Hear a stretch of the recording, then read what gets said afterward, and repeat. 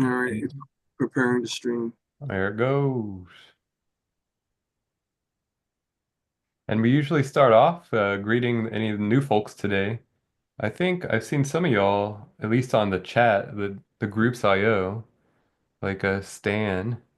And there might be a couple of people. So yeah, whoever wants to go first, just say hi and what you're interested in. If you have any Q&A, we'll let you go first before we get off in the far end.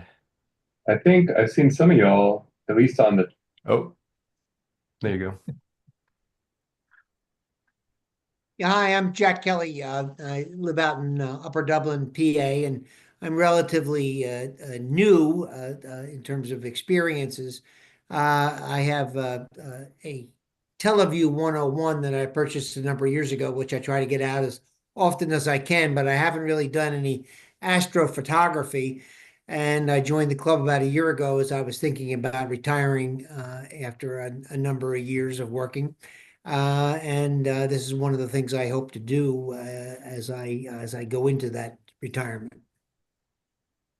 A nice scope for both visual and Yeah, I like it, and the grandkids like it, so that's a good thing. Yeah, it is a good thing. have you done any of the events with DVAA and the grandkids? Star parties. Okay, I maybe have met you. I'm not sure. Maybe I've seen you around. So Yeah, we were up at Green Lane, and it was a reasonably cool night, but not too cold. yeah, And then I've had them down at the shore. We've used the relatively dark skies where we are down there to look at the scope. And I have an older Schmidt Cassegrain that I keep down there, which I have to get collimated, I think. very cool. Well, welcome. I'm Joe Bargola. I'm brand new to everything. My grandson wanted a telescope, so I bought a used telescope, an old Bushnell, with a 3/4 inch viewing lens. So I'm brand new. Welcome to the club. Yeah, welcome. Thank you. Great. Anybody else new want to introduce themselves? All right, any of you new guys have any questions you want to ask us? Yeah, I got one, Lou. All right. Have you guys seen there was supposedly a new update to Pix Insight, a new version? Yeah, I just downloaded it. I didn't use it yet. Yeah, and the- there's reported problems with it. There's been two updates since the 1.9's been released. I think they're 1.9.2 now. right. And SETI Astro actually just released a video today, I think, pointing out some of the differences and the quirks in it. I can look that link up and put it in the chat. That'd be a great idea. Thank you. Now the question I have with that is, you don't have to download, all those catalogs I did when I first, No. got.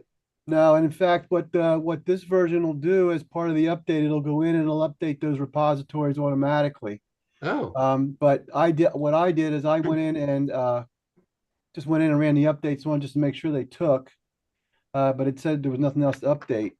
The other thing too that it's supposed to do is keep the, if you're using an NVIDIA card, the CUDA accelerator in place. When I installed, the recommendation was to use the RC Astro CUDA repository for the TensorFlow. And I'm told that still should work. It just seems that like when I run Blur Exterminator, it doesn't seem as fast as it did before this version. And I will warn you that I've had two lockups since I've loaded this on my main computer. And I'm hearing that people are having similar issues. So you might want to hold off it a little bit and let it mature a little on the vine before you update. Yeah, maybe they changed the code around a little too much too quickly. Yeah, I've heard similar things to you, Brett. I decided to hold off when I saw how quickly the releases were coming out and some of the rumblings. So it worked before, it can still work for a while longer. And Gary, the SETI Astro, he also points out some changes they made in terms of the defaults within WBPP to include which of the the methods they're using for evaluating frames, and of course that gets a little bit above my pay grade, but there's some things in here that he recommends that you take a look at and change the defaults on that in that video. Did he change some of the protocols on that than what it was before? The defaults of I have to bring it up to let you know here. So like somebody stall for time. Probably the algorithms with how it rates the quality of each frame for Yeah. the weight it gives to stacking. I mean, there was, I know the one update where you can select up to 20 frames. Oh, that was the other thing. Yeah, if you had over 150 light frames, it defaulted to fast integration. The gentleman from SETI Astro, I forget his name, he thought maybe that and one of the other changes they made was to compete or to address some of the criticisms of how long WBPP takes to run versus some of the other, ways you could stack. But it seems to me that the reason you use PixInsight and WBPP because you let sit and let it run overnight. Right. Serial has been pretty good. I got a beast of a machine, and I was impressed I could stack over 1,000 subs. I got it in 2 minutes, but I am overclocking, and it's like the fastest AMD processor. Yeah. What system do you have, John? It's the AMD Ryzen 9 Wait. 9950X.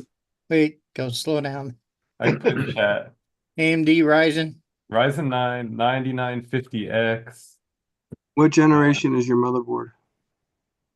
It's I didn't buy the newest 870 stuff. I got the one generation before. The Zen 4 or It's Zen 5, AM5. AM5. Okay. Yeah.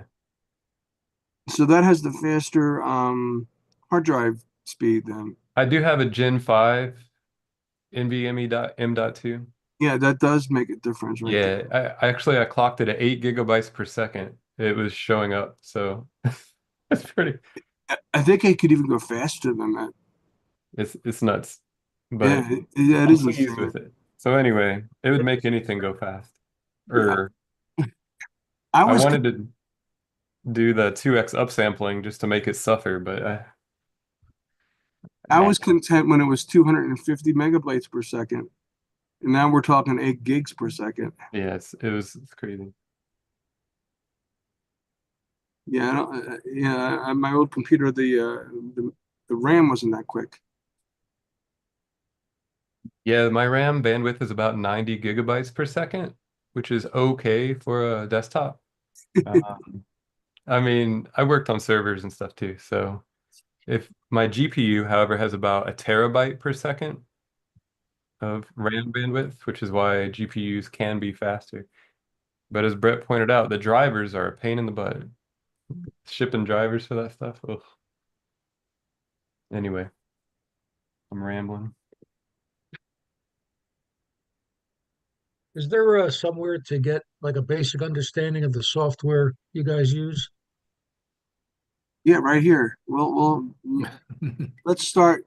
The most basic software you would start with would be stacking software. And most of that you can start off with is free. Like Deep Sky Stacker is one that I think most of us here have used it at one point or another. Now, this is for deep sky imaging. Planetary imaging would be a completely different animal. But that'll be my contribution. Anybody else want to What add? would you like to do, Joe? What Yeah. kind of imaging would you like to do? Do you want to do like the moon and the planets, or you want to do deep sky, or Well, I'm just starting. My background is graphics, so I'm familiar with stacking images for HDR and uh, for a wider range of color. My background, I'm a color. I don't know if you call me a color scientist, but I do a lot of profiling for output for image setters and for inkjet printers. okay? So I'm fairly familiar with color and how to stack images, but I'm not sure. I guess initially you start with planets. So I've looked with the Bush. I looked at the moon. It as I said, I started with my grandson. He's well, I'm interested. So I was looking at the moon. I wanted to look at Mars and Jupiter. Um, it's a good time, I guess, the 21st to look at them. It's good now. I mean, Jupiter was in opposition, which is when it's closest to the Earth. That was in December, I guess, early December, and now Mars is just about at, if not today or tomorrow, I think, is at opposition, its closest point.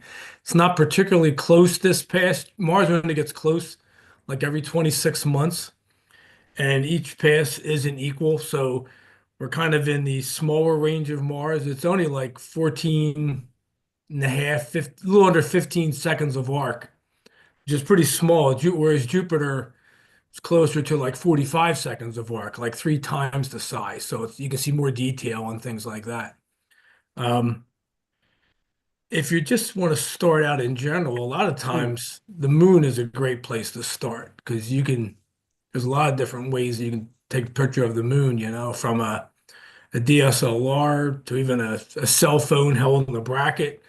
Mike got a great shot last month. Mike Atwell there got one of a single shot with the DSLR of the moon. Came out beautiful without doing any stacking at all. Most time with the planets and the moon, you're not taking individual frames. You're taking these short videos, 30 seconds, a minute, and you get hundreds or thousands of frames. And then there's free software that just sorts the frames out from sharpest to least sharp. And then you can choose just the sharpest ones, maybe 100 to 300 to 500 or even 1,000 frames if you've shot 10,000 total frames. And you stack those together. The software just stacks those together to come up with a single image, which then you can sharpen and all. And the more frames you have in that stack that you've stacked together, the more sharpen you can apply without getting noise. So there's an advantage. The disadvantage is you're adding more frames that aren't quite as sharp, but you can sharpen more in the next stage down. So there's a trade-off there where there's a good point where you can try to get the best image. But the moon is a good target because it's easy to focus on, relatively speaking. It's nice and bright. Your exposures are quick.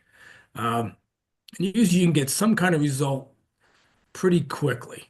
You can fine tune it from there, but it's a good place to jump off from.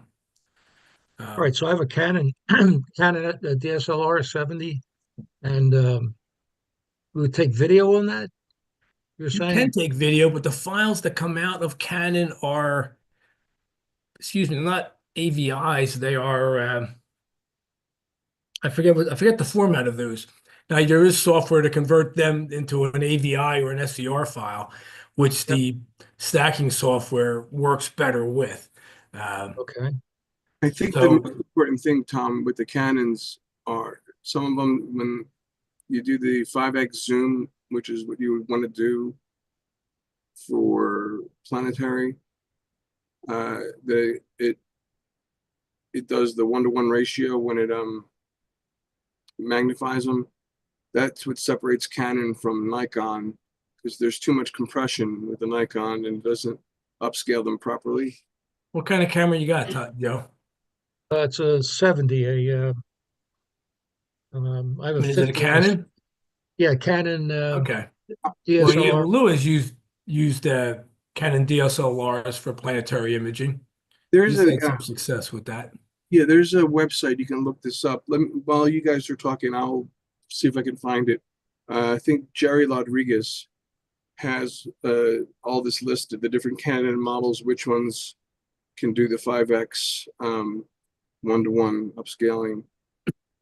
He compares them with the Nikons and let me see Now if I with the moon, you wouldn't need to worry about that upscaling. If your camera isn't one of those that could magnify the image more, you could still and you could put a Barlow lens in front of you could plug your camera into a Barlow lens and put the Barlow in the focuser, and that will enlarge the image too.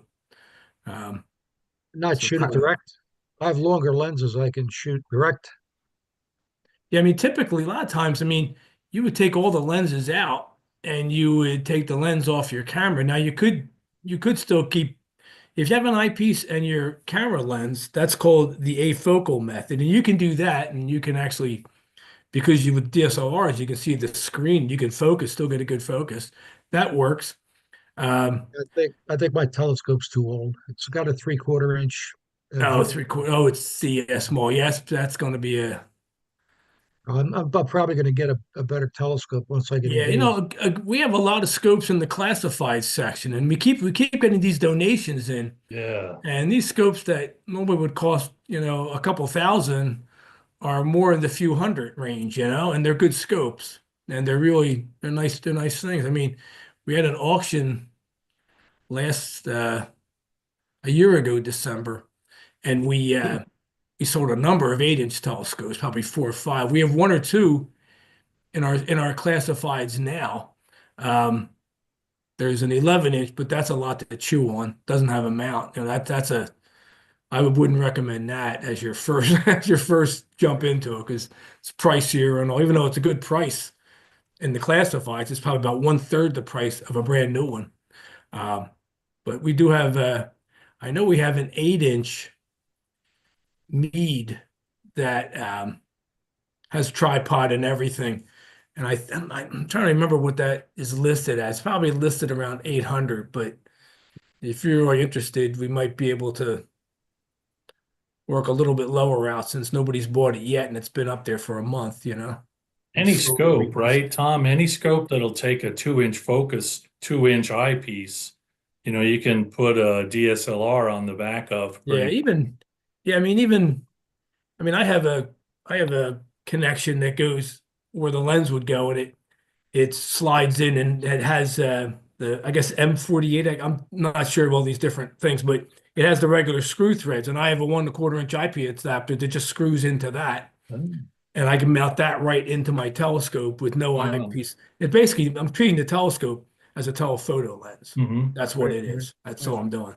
It's just a way of mounting the telephoto lens, is via the focuser and all.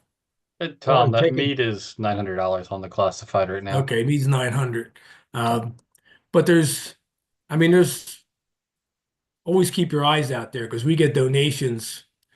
We usually get at least one a month, it seems like. And we're trying to keep these things moving.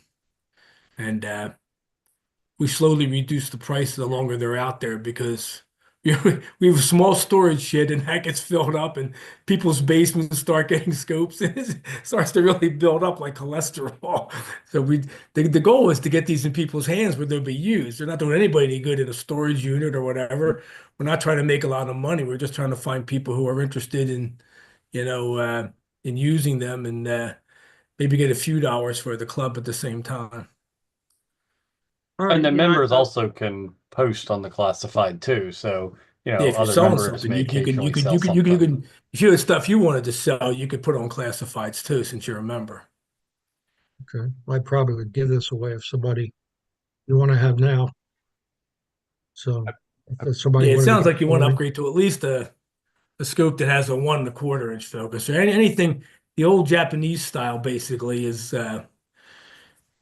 some of the old scopes back in the 60s. A lot of those had that smaller diameter, less than an inch, and some are pretty good. But nowadays, if you get one, it's probably not going to be too good of a scope. Um, the odds are. I'm not saying it has to be bad, but It's going to be hard to point and stuff too yeah, with it's mount or whatever. usually with less expensive. And one thing you'll find is that the telescope mount gets really important because if the mount is jittery, you'll just get so frustrated when you're focusing or it just moves too hard to move or too easy to move, and it just gets frustrating. So yeah, it's I took I viewed the moon and it was pretty easy to find and to focus in, but there's no connectivity for a camera. I bought a yeah, cell yeah. phone mount for it, but I have an Apple iPhone 13. I can't figure out which lens would to center on it. So I'm gonna go Friday night. You Hopefully can, I'll meet some people and yeah, come Friday, there'll be a bigger cross section there. Um, I mean, yeah. Tom had in our meeting tonight has used his cell phone to get some nice images of Jupiter and Saturn, and they're pretty small. Since you said my name, I have a question about stacking.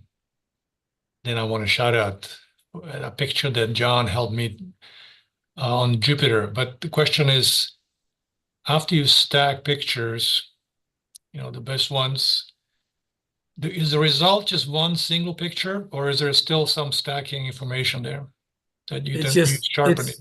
It's one image. It gets it all gets put into one image.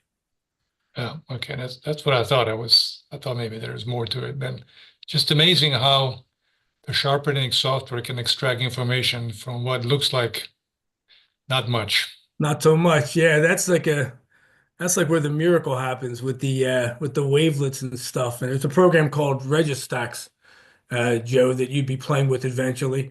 And that has a series of wavelets in it, of a sharpening tool.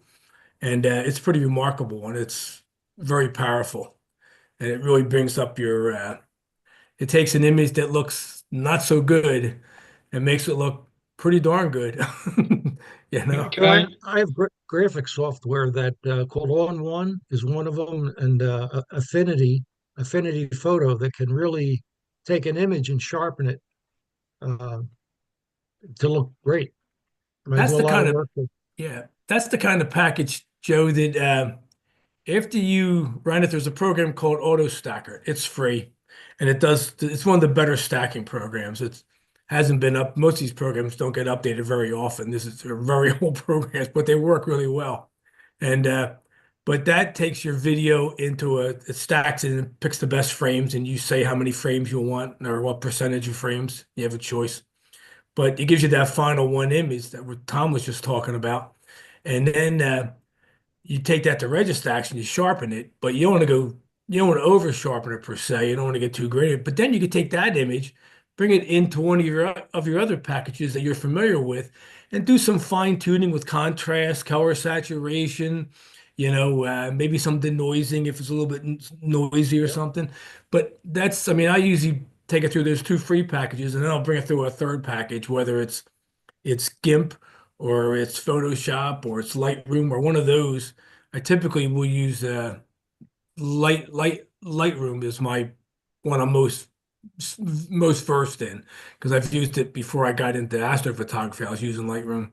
So, and I'll just do the final, I might brighten it or something, the image, or just do minor tweaks. I was using Photoshop products, Adobe products, and they just Yeah. became so expensive. I went to a product called Affinity. It's from the UK, very inexpensive and very powerful. Just as good as Photoshop. Yeah, well, that's something Affinity you want to Photo. do after you ran through the sharpening program. Bring it into that, do a little bit of final tweak, and you got your final product. Yeah, you can change f-stops. You can decrease noise. There's a lot of different manipulations you can do with it. I downloaded some images from the website. I'm going to try to play with them. I'm not sure how big they are. I can't see how large they are. Typically, how many megabytes is an image, your final image? Well, actually, on the planets, they're really small typically because you're not even using your whole, even if you have an astronomy camera Try to that play has with a them. small sensor, only a 2 meg sensor, See you're how probably large on it- my planetary shots, I'm Typically, probably how many using megabytes is an image, your like a final image? 640 by 480 type of thing, Oh my God. really small. Huh. But I'm It's shooting a lot of, but even at that size, I'm shooting a lot of frames per second, maybe 140 frames a second. If you let that go for a while, you get into gigs pretty quickly. Each video is over a gig, even with that small field of view, and then it can be several gigs. And if I'm doing the moon, I'll use the whole sensor typically at 2 megs, and I'm shooting hundreds or literally, or at least 100 frames a second, and then doing it for 2 minutes or 3 minutes, and then picking the best. So I'll have 10,000 frames or so, and I'll pick the best 1,000, and I'll throw away 90% of the frames that aren't quite as sharp. And that's the way you can kind of tease out the detail. because the atmosphere is always unstable. If you look through the eyepiece and look at the moon, some nights worse than others, but you'll see it kind of ripple a little bit sometimes, especially if you get higher power. Well, that's the same thing that's happening when you're doing when you're doing an image of it or a video of it, you're having these brief moments, maybe that are half a second long, that are quite still. And so you're getting a really good frames for that 30 seconds. And that may be 50 really nice frames. And then it gets bad for 3-4 seconds. It gets good for a quarter of a second. And you get some more frames, then maybe a whole second. And next thing you know, you got 1,000 really nice frames, and you can throw the rest of them away. And All right, so you manually sort through them, scroll through them, and you don't manually do it. No, it does automatically for you. It's great. It's free, free software. It just yeah. does it. It takes just a minute or And it's so, called and it just Auto Stacker. auto stacker. All right, I'll look that up. It's AUTO auto, and then stacker STAKKERT. Oh, ERT. Yeah. Okay. And the other program, the sharpening program, was called Registax. REGISTAX. I'm putting them in the chat too. You can just click the link. Okay. Yeah, there you see the Okay, chat's great. popping up. You can see All right, thank you. yeah. I'll download it and Yeah, play around. that's a good place to start if you want to do like the moon or if you have a white light filter for your scope and you look at the sun to see the sunspots and stuff. Um, that works the same way. It's the same as taking the moon or something, it's a same process. So the moon, the planets, and the sun are all using those two programs, AutoStacker and Registax. When you get to deep sky, that's a whole different world. Um, and there's a lot of different approaches to that, several different ones, some free, some costing money. Hey, Tom, may I share a screen? Sure. Let me see. Maybe to give an example of what you were talking about. How do I do that? Let me see. Zoom. You have share on the bottom, the green button. Oh, where's my window? It disappeared. I enabled it for everybody. And minimize the window. Where is it now? Minimize zoom, and now I cannot get it back. How is that possible? Here we go. Well, you're looking at that, Joe. Okay, I got it. Okay. For deep sky images, you might want to consider one of these smart electronic telescopes. They're very small, very light, not too expensive, like a Sea Star. Very good Yeah, for deep sky. You get some initial processing. You can do more processing, but even right out of the box, when you take your image and save it, you get a JPEG image that can be pretty impressive. You get a nice shot of the Orion Nebula, a nice shot of a star cluster, of a galaxy. So that's the easiest approach to deep sky if you want to get your feet wet in that. Yeah, they say I read about the 60 and the 90, is it? And they said they're not good for planets, but they're good for deep Right, sky. they're not good for planets. There isn't of the smart scopes out right now. None of them are very good for the planets at all. I mean, not good at all. Okay. You can see Jupiter's moons, but yeah, they're not meant for that. Mhm. But they do a nice job on deep sky. It's actually pretty amazing for $500. What functionality you get out of it. They were just on sale, Joe. I hate to tell you this, but sale ended like 2 days ago. But it was like How much? it was $449. Oh wow! Yeah, the Sea Star, I have one. I really like it. They And came out with a new one. yeah, they have have one a that's new- a shorter focal length, a little wider field of view. I think the original is still better for most uses. There's some objects the new one will be much better for because it's wider field, but it won't be quite as good for galaxies or planetary nebula and things like that. Whereas the original S50, it's called, is much better than the S30, the new S30 for that. Yeah, I had to restart my computer to allow Zoom to share. Can I now share my screen? You should be able to. Okay, here we go. Something's coming up. There it is. There it is.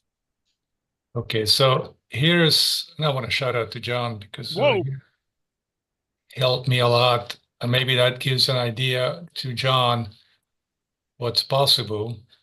Let me just close all these out. So here's the result of stacking 400 pictures of Jupiter, and you can see barely the moon, Io, Oh, yeah, casting a barely. shadow. And John, I tried it and I came up with a pretty good picture, but then I asked John to finish it off, and this is the image he came up with. It's just incredible that in that is hidden this. And So what he's saying there, Joe, is the one on the right is the result from Auto Stacker. You've chosen the best frames. He took 400 of the best frames, and that's what he came up with, that one picture on the right. So you can see the bands, but not too much more. And then you go bring it to Registax, and that's what you start pumping out of Registax. So you well, I see, mean, there was it's some like a other miracle software. program. There was some other software involved. Right, And use it. Well, this would Don't be give after him all the the secret in the Registax and first maybe 10 minutes. your final touch program where you're playing with saturation and things like that. yeah, I think it overwhelming, but just the idea that something that looks hopeless, and even on the moon, the high magnification, you'll see some, all is waving, and you think, well, you can't really take a picture. But with this process, you can do some amazing things. You can get a picture always much better than you can see, unless you live in Hawaii somewhere on top of the Yeah. mountain or Well, I something. think that's the case now, Tom. I mean, it used to be, I remember, when I was younger doing this stuff, visual was always better for the planets, always better. And then when the first digital cameras came out, they took the like the cameras for the that you'd mount with your on your computer to get a video, those little video plug-in cameras and stuff. And they started converting those and to do some, to capture. They unmounted them and put eyepiece noses on them so they fit in focusers, and they started getting this stuff. And that's when the world changed. I mean, even with the best telescopes in the world, if a picture was taken, you could probably see more in your backyard if you had like a 10-inch telescope. You probably could see more than what they could photograph. And that just has flipped entirely. Now, um, the detail is amazing. You wouldn't see this level of detail Yeah, on this any is on a this night, for this is a example. 10-inch Dobsonian, Yeah. so you can't expect 3-inch to do something like this, but you can definitely get something that's encouraging. Anyway, I just Now, want to. is this image available somewhere to download or? Yeah, I was trying to figure out how to upload it to our Did DVA you get that? website, but Did you manage to create an album, Tom? I didn't see it. I didn't try since we last talked, but this is the image I was going to put on. That's just, Yeah, that's a good image. Good one to put Yeah. up. yeah, I was going to actually put both of them from this to that. It's possible. Yeah. And it's actually, I've taken a lot of images during that night, and this is just a set of about 400 shot only at 20 frames per second. The other ones were shot at like 269 and 111. And this one happens to be the best. It's just the scene was perfect. And I don't know what percentage of, I forget how many percent, what the percentage of pictures I actually used to create this final image, but it was not 400. It was probably half of it or so. So anyway, it's just amazing. I mean, I'm a beginner. Yeah. And it's like, I'm blown away. And what you're saying is true. I mean, that's what Agapios talks about in his talks, with planetary photography. He talks about, fishing with a net versus fishing with a hook, He goes and he takes a video after video after video because you don't know when the atmosphere is going to be better. Yeah. At one moment in time, even though this is less frames per second, it gave you the best image, because you just caught it. Because if you just take one video and say, okay, that I've shot Jupiter, well, you may get lucky. But if you shot 10, the odds go up quite a bit, and if you shoot 20, they go up quite a bit higher. And probably one of those is going to have a pretty decent image on it. It's a lot of work to process all those things. Yeah, no, graphics is that way. Anyway, I'll stop sharing. That was a good example. Thanks for sharing that, Tom. That's a great example. It really is. So by the way, this is with that 662 camera. I just posted a link in the chat if anybody's curious. We had Agapios visit us last month, and he did a demonstration with Jupiter and Mars using autostacks and wavelets.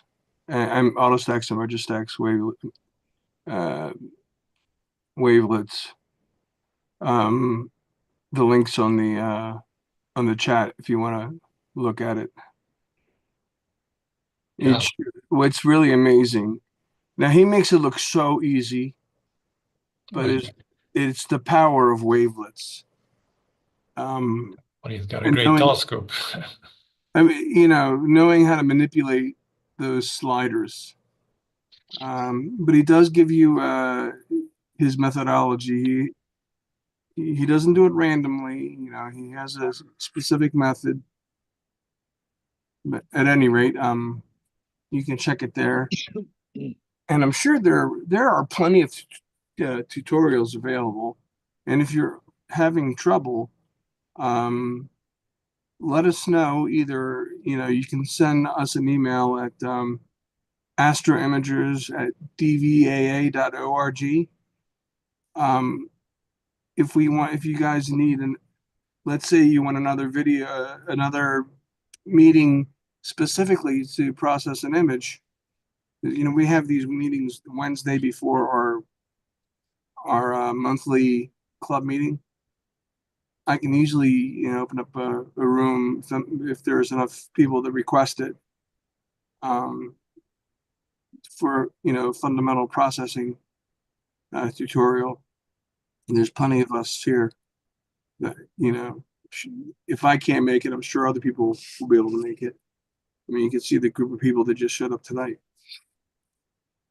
So Tom, you told me how to make an album, and it still doesn't work. Maybe you can give a class how to do that. Did you follow the most recent one? I sent you something that had all these screen captures. Basically, you go into your profile. There is no add album. You saw when you look in your profile, you look at the bottom right, you see photo album. Yeah, I see photo albums, and I see all sorts of albums, like from Joe and other people, but there's no way to add. I wrote an article on this because I'm going to put it in the newsletter. You know what? It's a pretty common question. I'll show you how to do it. Let me share my screen. Well, let me share my screen because that's where it doesn't work. Yeah, just look at yours. So here's my screen. All right, you're looking in the wrong place already. You want to go under your name over there, go into profile. Oh wow! Wait, that's different than. Wow, you are correct. No, go keep going down. Keep going down. Okay, the website. There you go. Photo albums. The far right. There you go. Click on that. That's it. Now you got it.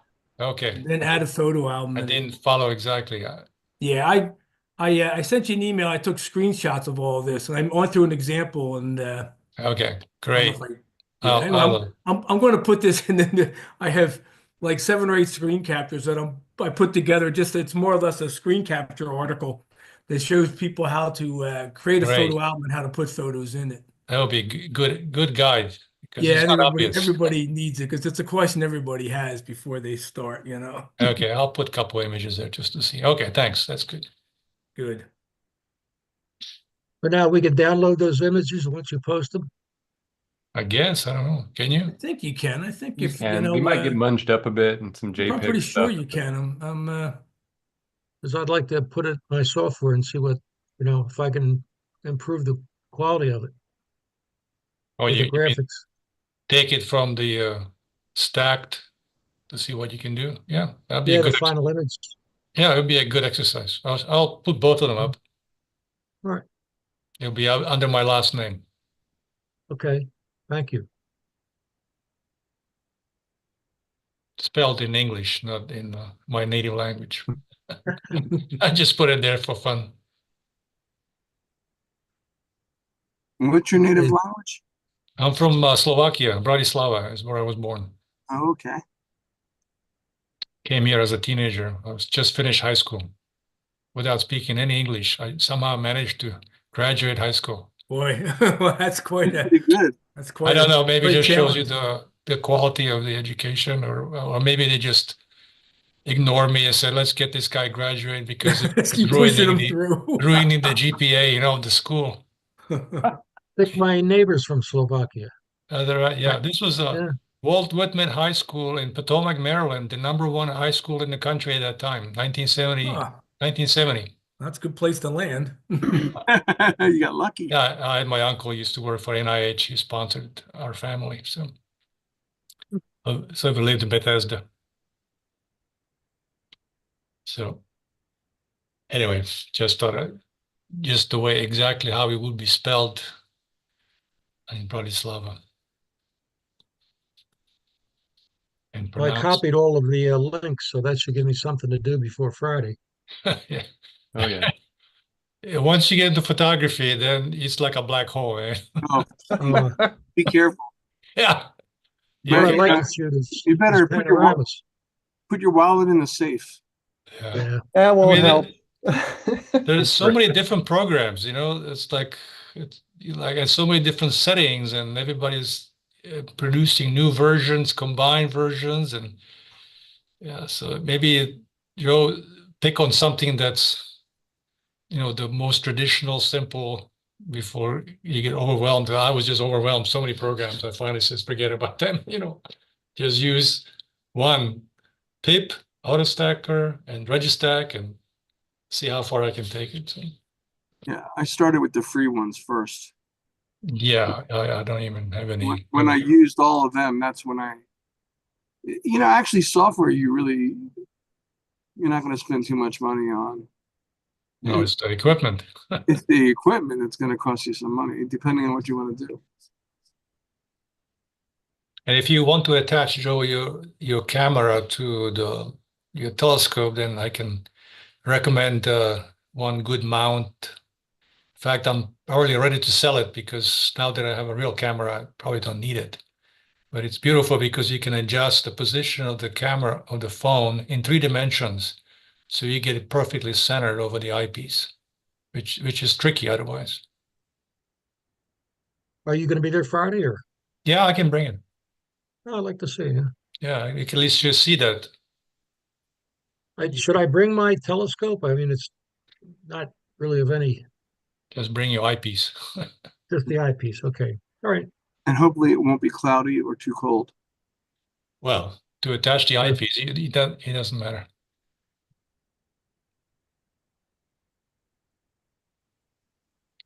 Right. Good. Now that it's a bad time of the year, it's way too cold. Yeah, Unless you have remote telescope, forget it. I'm not freezing out there. That's the whole point. Wayne and Barb will go out in -10 degrees. They don't care. They got 10 layers of merino wool. But you're remote, right? You have remote control, don't you? No, Wayne and Barb, they're wild. Oh, really? Wow. No, Tom, that's the great thing about like the sea stars. You just stick it outside and come back inside in 2 minutes. That I've done that when I had it. Yeah, it was under 20 degrees Fahrenheit last time we were out. Wow. So, yeah, when I was taking these pictures in December, my fingers were frozen. At the end, I finally gave up. It's like this.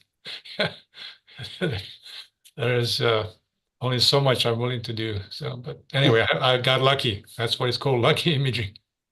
Good. But John had some good ideas. I did install a server on my laptop, and I have another laptop, so maybe I will venture and put the computer out there and operate it remotely with VNC. Yeah. If my tracking is good enough. You just run out every half an hour. You'll be fine. Yeah. I need to do it pretty quickly because Jupiter is so high and I only basically have the east side. So it's like right overhead, right as soon as it gets dark. So I need to hurry up.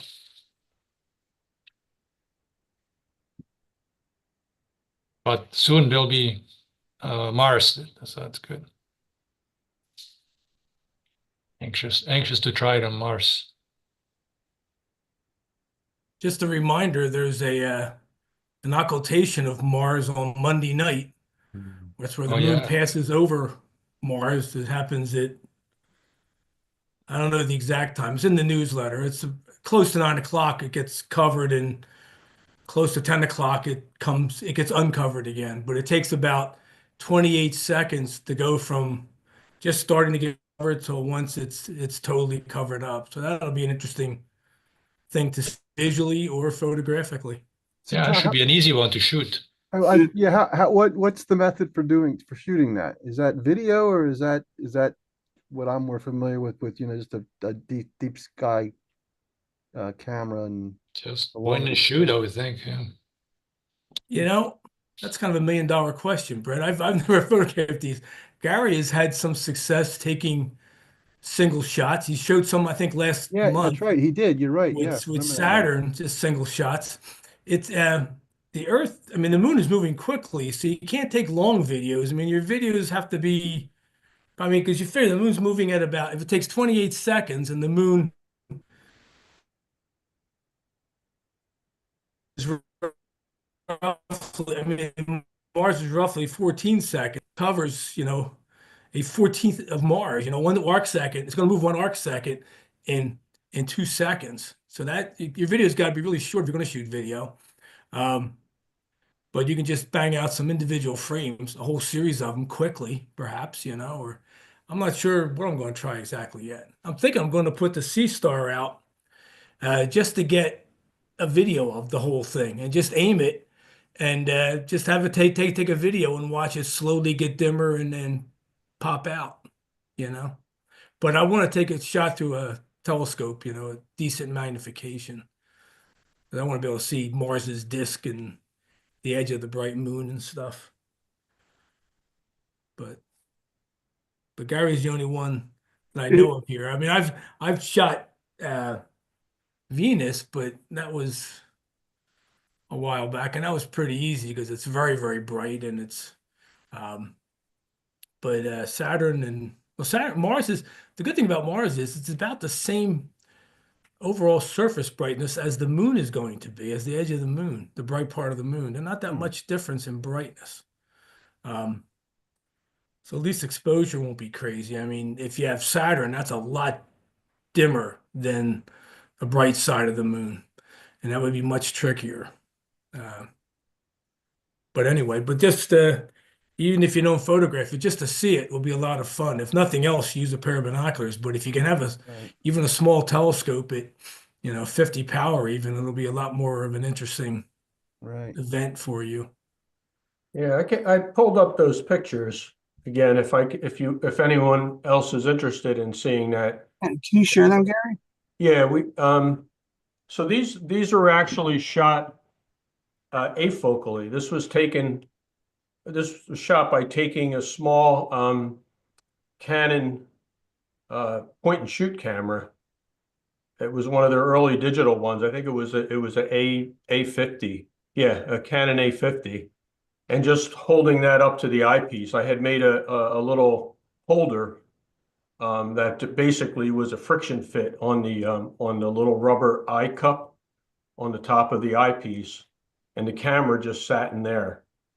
And let me Hey Gary, what do you mean by a focus? A focal. So I'm gonna let me share this. Yeah, and a focal, Steve, is where you have an eyepiece in your telescope, and you also have a lens on your camera. In this case, it was a point and shoot camera that Gary had, so had a attached fixed lens. You couldn't take it off, and but so it's just if you have a DSLR with a lens on it, but still use an eyepiece, that's called a focal. When you pop out.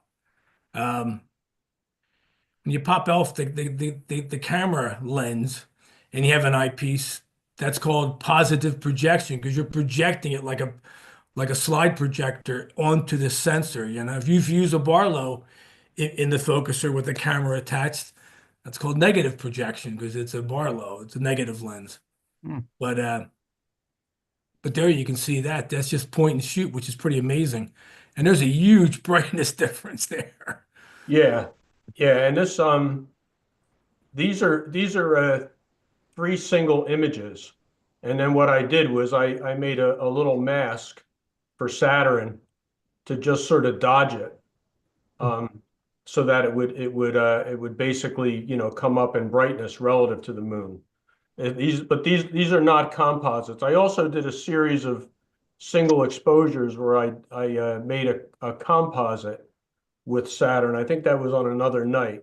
This was literally just like it wasn't even a tracking mount. It was just a little alt as like teleview. It was a small 85 millimeter teleview refractor, and they had a mount called an upswing mount, which is basically like a little cradle that pivots, and that mount was used to just kind of position it.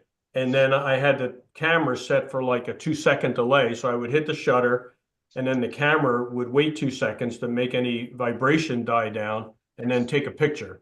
And I just like looked at the little display. I need to change the, the parameters a little, like change the exposure, stuff like that. So if I look at the actual, let me pull up that other let's see here. So this is Saturn and the moon, but the moon isn't totally full. The neat thing with this Mars, the Mars occultation that Tom's talking about, one of the neat aspects of that is that the moon's edge will be bright as it kind of swallows up Mars. Here in this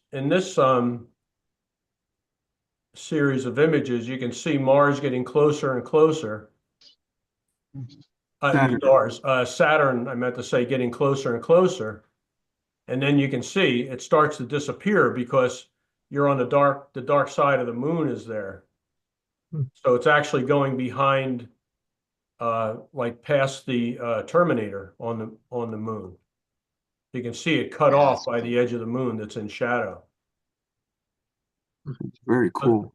So this was kind of down and dirty. These are the actual exposures. These aren't processed. These are basically, out of the camera. They were graded. So these are literally out of the camera. The tricky thing was exposure, and you can see that they're bouncing around. But once I found something that kind of worked, I just bracketed it a little bit just to, to kind of cover my bases in case it didn't go well. Like this was a test shot.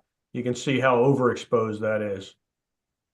One of the key things is to kind of work fast, because this happens really, really fast. So it's kind of like as fast as I can change the setting and do that, press the shutter button and then wait the 2 seconds, have the camera wait. I think I have a picture. I'm just looking. And just to give an idea what size Mars will be a shade smaller, just a hair smaller than the ball of Saturn in Gary's pictures. It won't be as big as the rings. It's going to be like the ball of Saturn, but not even quite that big. Just a hair smaller. Yeah, so that puts it in perspective. It's that central section. It's tricky. Yeah. I think I did a little presentation a long, long time ago for the DVAA. Let me just look up. Let's see, Mars.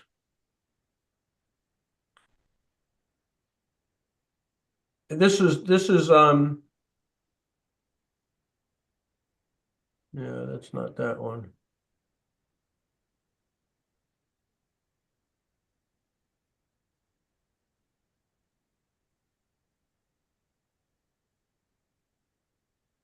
Yeah.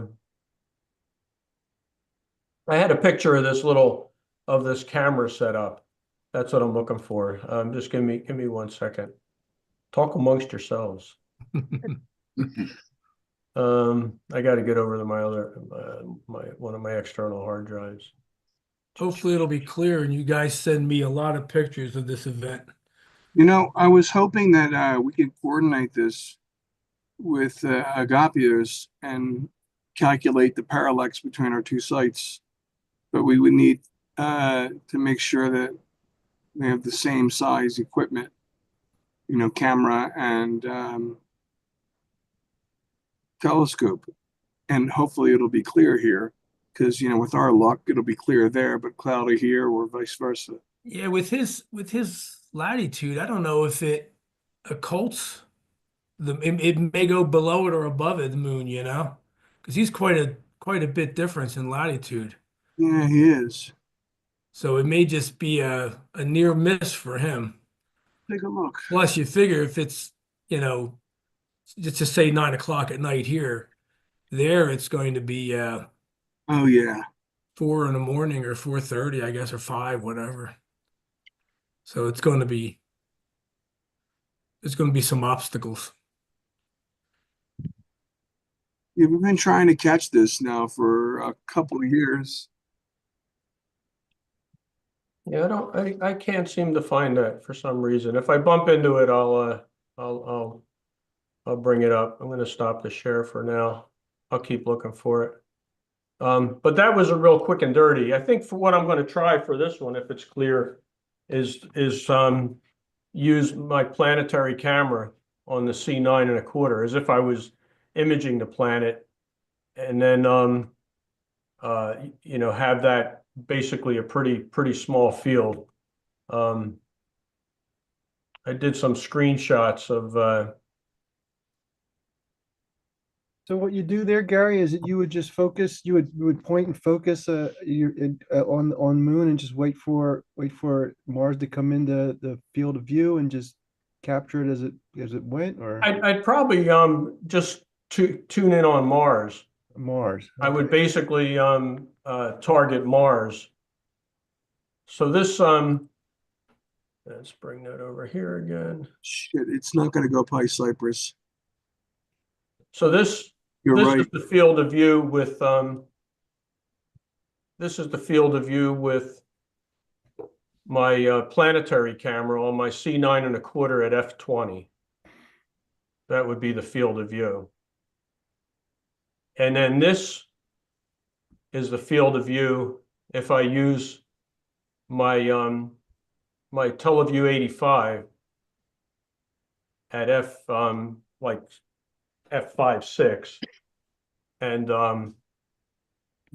This is without it being cropped, Gary, at all, without region of interest. this is full frame. This Full is the frame, whole yeah. sensor. Yeah. So I mean, even with your previous shot, that's full frame.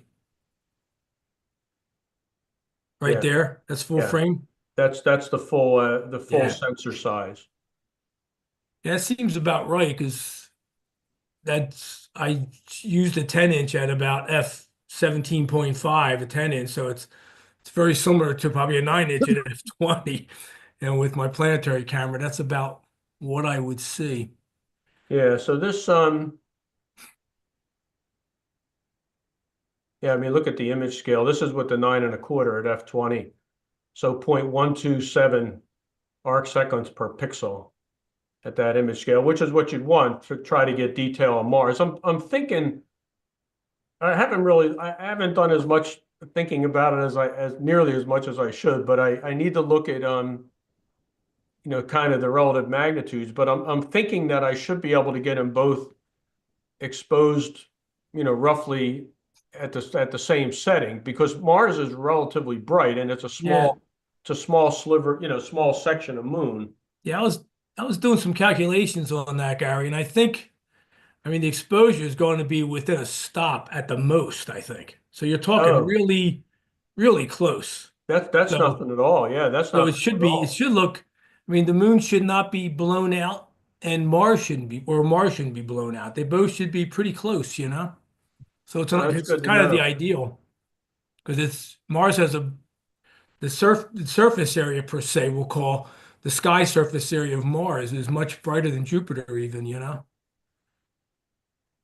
Right. Yeah, because when you look at how fast you can shoot Mars, I mean, besides it being a little smaller region of interest, it's still that it's so much brighter. You could bring the exposure time down for the video settings. So this is with the TV85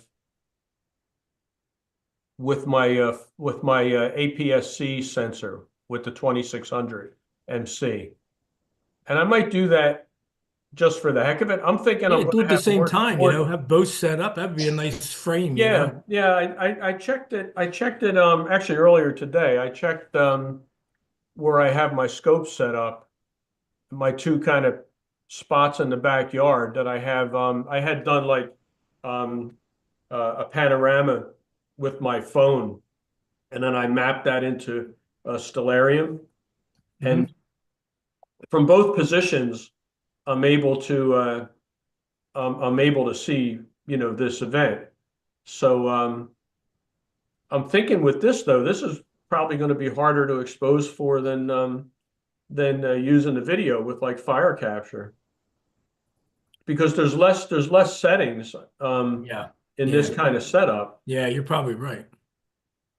So, I mean, I guess I could run a video of it. I guess I could try shooting it with the big sensor in video mode. I don't need a lot of frames. It's not like I'm going to stack individual frames to try to get really good surface detail on Mars. It's more to capture the event, to capture the planet getting swallowed. That's what I'm thinking. Even the sea star might be good enough to show that, and actually have it as a video. So it would be like a 30-second AVI file that can be shown, you know, maybe at the meeting or something. You can just show it and watch Mars pass in front or watch Mars pop out, you know? Yeah, that would be cool. The tricky part, I think, is going to be trying, with this rig, this tight field of view, is getting it on the way out, because yeah, finding it, being in the right spot at finding the it right on the time. way out, because you could easily wind up chasing it. I thought the same thing, because the whole event from start to finish is 28 seconds. So if you spend 20 of that trying to find it, you're in Exactly. trouble. Yeah. Yeah, So- that I'd have to look at. You gotta look at that real close to see in stellarium where it's popping, what crater, you know, and then try to see if that can be easily identified with high Right, power exactly. when it's during that 40-minute period where it's hidden or whatever, how long that period lasts, you know, and take a guess at it. Yeah, maybe. I don't know. hopefully we'd be able to find the crater in the Yeah. 40 minutes. I think so. But, you know, at that image scale, it's insane to know where you are. Like if you, Yeah. Yeah. it's really different. That's one of the trickier things. Like I always dread when I kind of set up for the first time, if I'm doing planetary, just getting everything aligned. Yeah. It's kind of like, you know, you really have to resort to an eyepiece. That's the only way to really do it. Oh Like, yeah, that's what I always do. I always start with an eyepiece. Yeah. And then Yeah. get it nice and Exactly. centered with that, because feel the view's so small. Yeah, especially you throw the Barlow on, Oh yeah. and then all of a sudden, like you breathe on the scope, and the planet's doing this. Anyway, good fun. well, hopefully, like you said, the weather will cooperate. But the other thing is the temperatures. I was trying to do some Jupiter and Mars imaging last week, and I literally had like my laptop. I had it inside, I had it warmed, I had an external battery, and I had it in a little tent. And I even had a piece of like kind of like a little piece of foam as an insulator underneath. And it lasted about an hour, and the thing just did like a hard shutdown, even though it had plenty of battery, and just low temperature kind of shutdown. And the thing that scared the pants off me is that when I came inside, the system wouldn't turn on anymore. It showed zero battery. Like the power management system locked it out hard. Yeah. And and this is like at 1:30 in the morning, and I was kind of tired, and I was thinking I would go to bed when it crapped out. When I saw that, like my heart started racing. Yeah, right. Can't It sleep isn't that now. old a laptop. I mean, it's not new, but it's only about 3 years old, and it's an i7, so it's a decent laptop, not one that I want to replace anytime soon. And I finally, after an hour of digging, it's probably like 2:30 in the morning now, 2:45, I found some thread that a guy talked about holding the power off button for at least 20 to 25 seconds, not the normal 5 seconds, to sort of do a hard shutdown. This wouldn't turn on. And, you know, sure enough, it actually worked. I didn't have much faith in it, but some people in the thread said, hey, that worked for me. Because a lot of people said, you know, you need to get a new battery, to, you know, power management system. If one guy had to replace his motherboard because the power management system crapped out. And I'm thinking, no, no, no. And I'm thinking, what do I have to lose? I mean, I have like a half a minute to lose. And sure enough, it actually worked. It actually forced the system into a deep, like, you know, what am I kind of thing, into even in terms of the battery and the power management system. So it came back and I went to bed. I copied my files off and I went to bed. I thought, I'll, you know, tomorrow's another day. And then I'm laying in bed, like staring at the ceiling because my heart's still pounding. So much adrenaline. Yeah. And like the seeing was bad that night, so I didn't even get really good data. But anyway, the whole point of that story is that if it's cold, you got to be careful. Yeah, equipment can shut down on you. I had that problem in the past. It was around 18 degrees when I was out there that particular night, and wasn't windy or anything, but it was cold. And I had one other problem years ago with my my old 10-inch LX200. I was imaging Jupiter with a little webcam, and I had the one of those they were called JMI moto focuses. It was a little like friction fit focuser that went on the focus knob of the SCT, and it just had a little, you know, forward backwards kind of control box, and that thing cracked and fell off from the temperature. That was 17 degrees that night. It got down to 14, and then the scope basically crapped out. I wound up losing one of the motors on the scope, and it burned out the motor driver. So you do have to be careful in real cold temperatures. Things can creep up and bite you. Has anybody tried to image the comet coming through? I think the one I think you're talking about, it's still really low. Yeah, it is. It's G3, Atlas G3. Yeah. I have not tried. It is very low, and I don't know if it's going to make it around the sun. Yeah, I thought that's supposed to be a better southern hemisphere option. Yeah, it is. Yeah, it never gets. I looked over a couple month period, and it never really gets high enough in our hemisphere when it's dark. It kind of does, you know, like a real low elevation when it's basically twilight is about as good as it gets. So unless it's super bright and you have a really good western horizon, I think it's going to be a tough one. I just did a quick check of the forecast for Monday night, and it was better yesterday. To now they're saying cloudy with the chance of flurries, 25 degrees. Great. Oh boy. So hopefully that'll shift. You know, it's still a little ways out. Yeah, it is still a ways. So I just looked up the operating temperature of the MacBook, and it says 10 degrees Celsius to 50 degrees. So operating below zero would be a problem. What do you think about that? Yeah, I think one of the, you know, the surefire things is, and you know, if like the whole thing didn't crap out, I might have dealt with it, but they have little heaters. Like I have some little heat pads in my eyepiece case from when I used to do a lot of visual, and I was thinking I would move those underneath the laptop. Basically, they run off of 12 volts, and they're just little silicone heater square. You can get them on Amazon for 10 bucks, something like that. So hooking up a couple of those to your 12-volt battery and putting it on the laptop would certainly do it, especially if you had it in like a little tent. I have this thing like Wayne has and a few of us have called lap domes. So it looks like it almost looks like you went to a camping store and you wanted to buy a tent and they have those little models of the tents.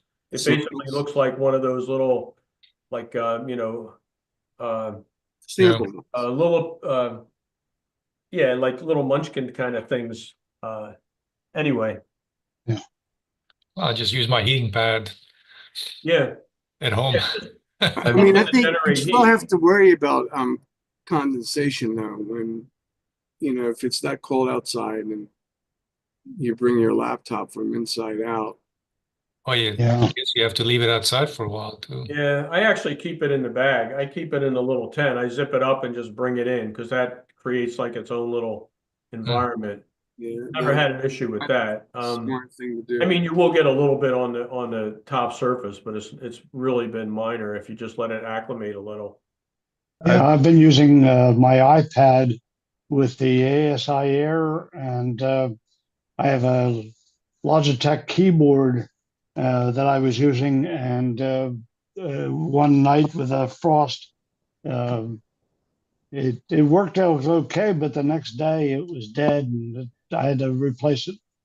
And so now I slip a 1 gallon Ziploc bag over the keyboard if I'm taking it out, and keeps the frost out of the guts of the keyboard. It's a good idea though. Just put the keyboard in the dryer. There you go. I've gotten away by I putting wind my. up. Oh, sorry, John. Go ahead. Oh, I was just piggybacking on you, Gary. I throw my laptop inside of a small cardboard box, and the heat off the laptop is enough. If I kind of close the box up, it keeps itself from shutting down. Yeah, yeah. Go ahead. Normally Even we with have to my worry iPad, about. you're saying, Wayne, with an iPad, I always like when I'm in between stuff, I stuff it in my jacket because I've had that shut off from extreme cold. Wow. Because I mean these batteries they're lithium batteries. They do not like to work below freezing. Yeah. I haven't had any trouble with the batteries, but the keyboard didn't like the frost, Yeah, the condensation. So yeah, that died and never came back. So I got a new one. I'm protecting it against that. yeah. So you put it in a bag and you type on it through the bag? Yeah, I slipped the bag over the keyboard, and the monitors, the iPad sits on the keyboard. It works fine. There's no mouse involved. It's a touchpad on the screen, and the iPad itself generates heat, but the keyboard doesn't. So that was the vulnerable part. Interesting. Must be a big bag. Just a little 1 gallon Ziploc bag fit over my keyboard. It's not a standard keyboard. It's the iPad keyboard. It's a keyboard the same size that folds into the iPad. Yeah. Okay. Interesting. Interesting help. Tips. It's a perfect fit for the 1 gallon Ziploc bag.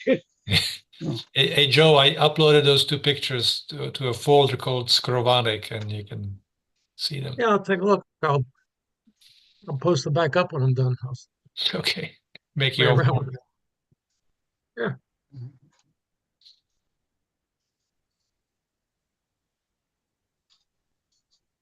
That was processed a little bit with Uber. What is that thing called, John? Uber Smart? Uber Smooth. Uber Smooth, yeah. Uber Smooth. Uber Smooth Magic. That's a great name. Yeah, I have two deep sky images that are almost virtually complete except for final sharpening and noise reduction through Uber Smooth that I'm going to try when I get a chance. But otherwise, they're pretty much done. Yeah, hit me up if you get stuck. The biggest download is all the video card drivers. Like I have pity for the PixInsight guys trying to ship the new version. It's a pain. So Hey John, when are you going to start supporting PixInsight exports? you're right. Oh, you're never going to do it, are you? You're going to I'm give not a up? PixInsight guy. I'm a serial guy. Well, there's plenty of us that You do got to pick a PixInsight. side in this hobby. Well, fine. You got to tell Yeah. me how to do it, and I'll do it. I'm just kidding. Teach me how to do it. You just export it to Astrotiff and it'll work. Oh, one more export step.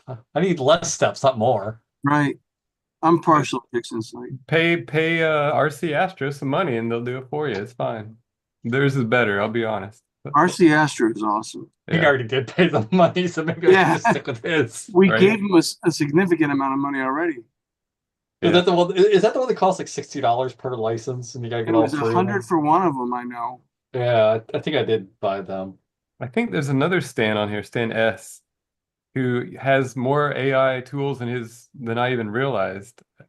You did some processing. I enjoyed your image of the Crab Nebula recently you posted. Oh, thank you. Yeah. Now I've been learning PixInsight, so I've just been going through watching tutorials. I would say I'm trying to think. Peter, I remember Peter's his first name. I can't remember what his last name is, but he has some good YouTube videos. Zelensky, I think. Zelinka. Yeah, that's Zelinka.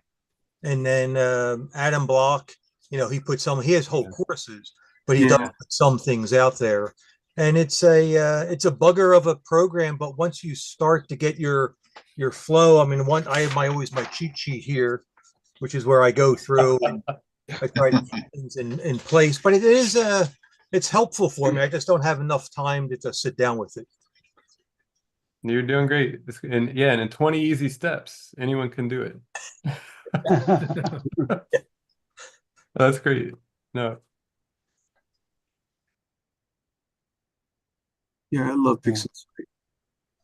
Well, I have a little list of steps that I got from a tutorial using Cyril, and I've been following his sequence of steps, although a few things have changed, like Graphspert.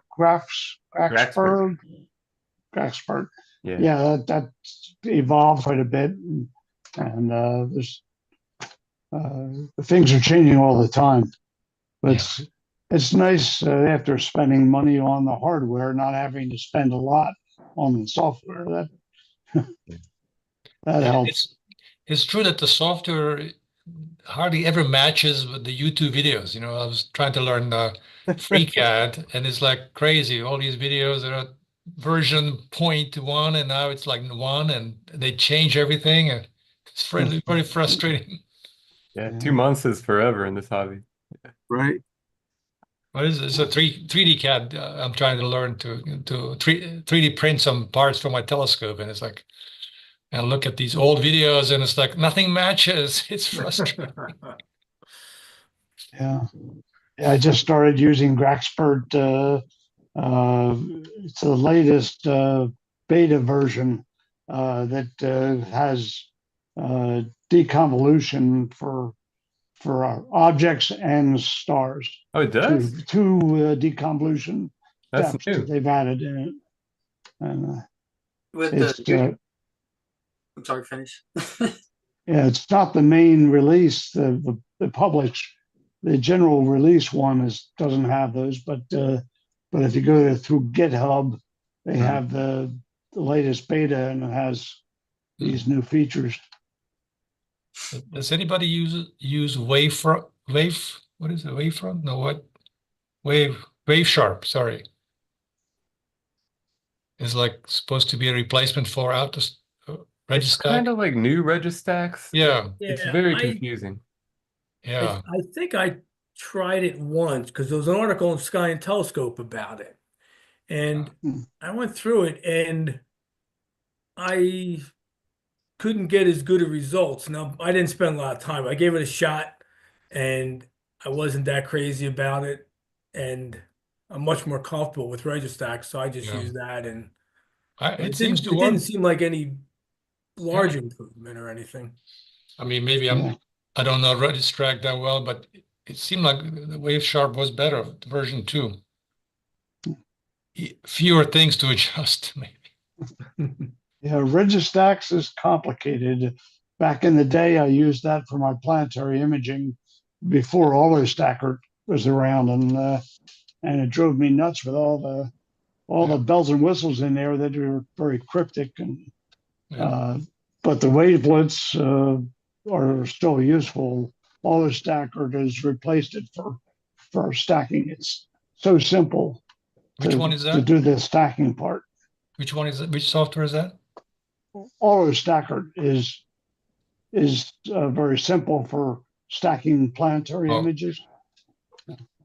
But you still need something to sharpen it, like wavelet, the wavelet function in Registax. I thought you said there was a even simpler than AutoStack. No, not that I know of. Maybe I have to start using ChatGPT and see how that goes. Well, what other software is there, John? AI software we can use? Got to be something. Wait. There's too many. I didn't even know Graxper had deconvolution now. But Serial 1.4, if it ever comes out, should have a lot of new stuff. Yeah. It looks pretty strong, including built-in support for Graxper inside of Serial now. Yeah. They say sometime early in this year, whatever that means. Mm-hmm. Well, through the video that Agapios did last month, he goes through a pretty detailed explanation of AutoStacker and how it selects, how you can choose how many frames to select and how it organizes the quality of the frames. If you guys are interested there. And I know that Registrax has the wavelets, but I think you can do that also with PixInsight. Now, I don't know to what degree if wavelets is better. I know they used to be, both versions used to be faster on my PC. It just seems like all the newer versions of the software challenge my PC anymore. So, I don't know who was mentioning that earlier about PixInsight. That's what I was wondering about with the 1.9 upgrade. Whether That's right. The CUDA accelerator for the NVIDIA cards was still working properly, because I didn't do any benchmarks before the upgrade. Just seems that like running Blur Exterminator as an example, it seems like it's taking longer. But then of course that could be just me being paranoid about putting the upgrade on. Well, Blur Exterminator, it does take a long time to begin with. It does, yeah. But I have I'm pretty comparable to John in terms of what I'm running of hardware. But it just seemed like it's taking longer, and that's why I would ask at the beginning if anybody had any information on that, and I haven't found anything that's different than the way I have it set up now. So I think we should just wait and see until PixInsight gets all the bugs worked out. I gotta come out with 1.9.3 tomorrow or something like that. Is it tomorrow? Whenever, soon, probably. So, guys, I have a couple of dark sky trips planned in the next couple of months, and I was wondering if any of you might be interested. Where at? One in the Tucson Astronomy Club or Astronomical Society has a dark sky site southeast of Tucson that I'm going to, and I've made arrangements to shoot there. And then in February, I'm going to Gila, New Mexico, out in the middle of nowhere, at a little place that caters to folks that do what we do. And of course, I'm still kind of new at this.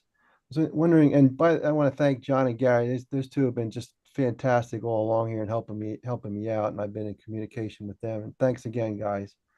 I was wondering if anybody would be interested in taking a look at my dailies, if you will. I'm going to plan to stack the next morning and just upload them somewhere, because I don't really have a good eye for catching errors and problems just yet. And it would be nice to know if there's something that, or a suggestion about something I should correct prior to the next evening, or certainly before I come back home and find out I, spent a bunch of time and what have you, and just got a bunch of crap data. So if anybody would be interested in that, I'll include you in an email chain and point you to the links as I'm uploading them. I'm jealous. I've been to that part of the country, and it's really, really, really dark skies. And if you look, the Bortle scale doesn't extend that far. I think Bortle 1 ends somewhere in Texas. Right. It's around like maybe Las Cruces or something. But then you have the Elephant Butte Park. All across. Beware for Border Patrol on I-10. Okay. They're all over. It's in the highway now. Who knows what's going to happen now? how much more the security is going to be beefed up. But we've got stopped. The border control didn't believe us that we were out there stargazing until, it's a good thing I had all my telescoping and equipment in the car. I was able to show the border patrol agent all my stuff. And then after 20 minutes, we got him to turn off the lights, and then he looked up in the sky after his eyes got acclimated, and he couldn't believe that was the Milky Way. He thought it was clouds. And Yeah. where were you, Lou? This was in Texas, south of Van Horn, off of I-10. That particular incident, and it was crazy because he has a spotlight on constantly looking for people crossing the border. So he's always blinding himself with this light that's as bright as a 747 headlight. So we got him to turn it off, and he looks up and there's the Milky Way, and he's like, "Oh, I thought there were clouds." Yeah, how about that? Yeah, but then when we traveled west on I-10, we got into the Sonoran Desert, which is where you're going to be right at the edge there. You got to what those cactuses, the Seguro cactuses. Seguro. Yeah, I've been in that park. Yeah, you can't touch those. They'll find if you live in a house and one of those cactuses fell on your house in the rain and your roof is gone, you can't chop it down to get rid of it. You need to get a permit, even if it falls on your house. Be up here ever since we installed the telescope. It's looking like it's put.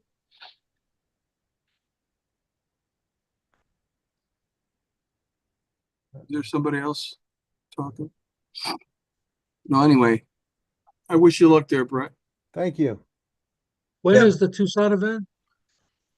It's if I find it out, and I'll send you the link to the Tucson Club has two dark sky sites. One is kind of southeast, as I recall, of Tucson. That's the one I'm going to. They have another one to the west. When did you say you were going?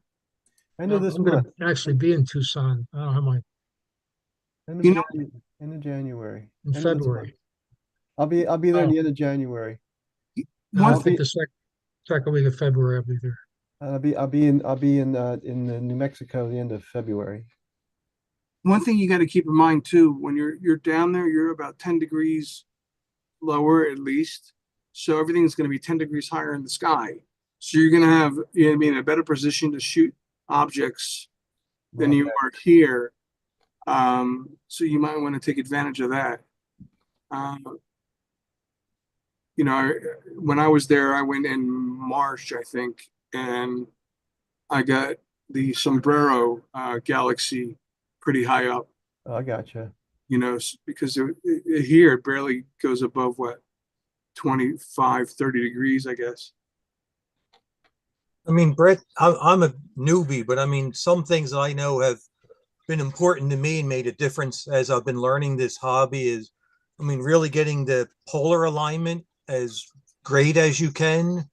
And then if you're using guiding, spending the time to get the guiding on track, and then spending time to get to focus. Because if you have those three, I think your data is going to be fine.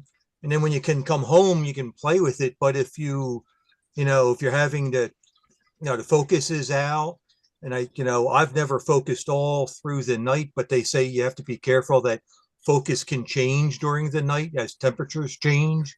So I've just always saw those as my big three.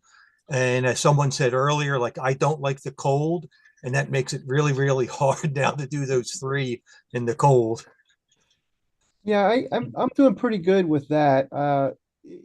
My guiding's pretty good, and the polar alignments is good. And I'm getting good data mostly. It's just that sometimes if there's when I'm setting up a new piece of equipment, I may not notice, like, if there's a back focus issue clearly right away. Somebody has to point it out to me, or if there's something I just don't see in the particular image that I just thought it'd be nice to have another set of eyes on it, to see if like I said, I hate have the same thing happen all, for 4 nights in a row and then find out that I was shooting a bunch of crap.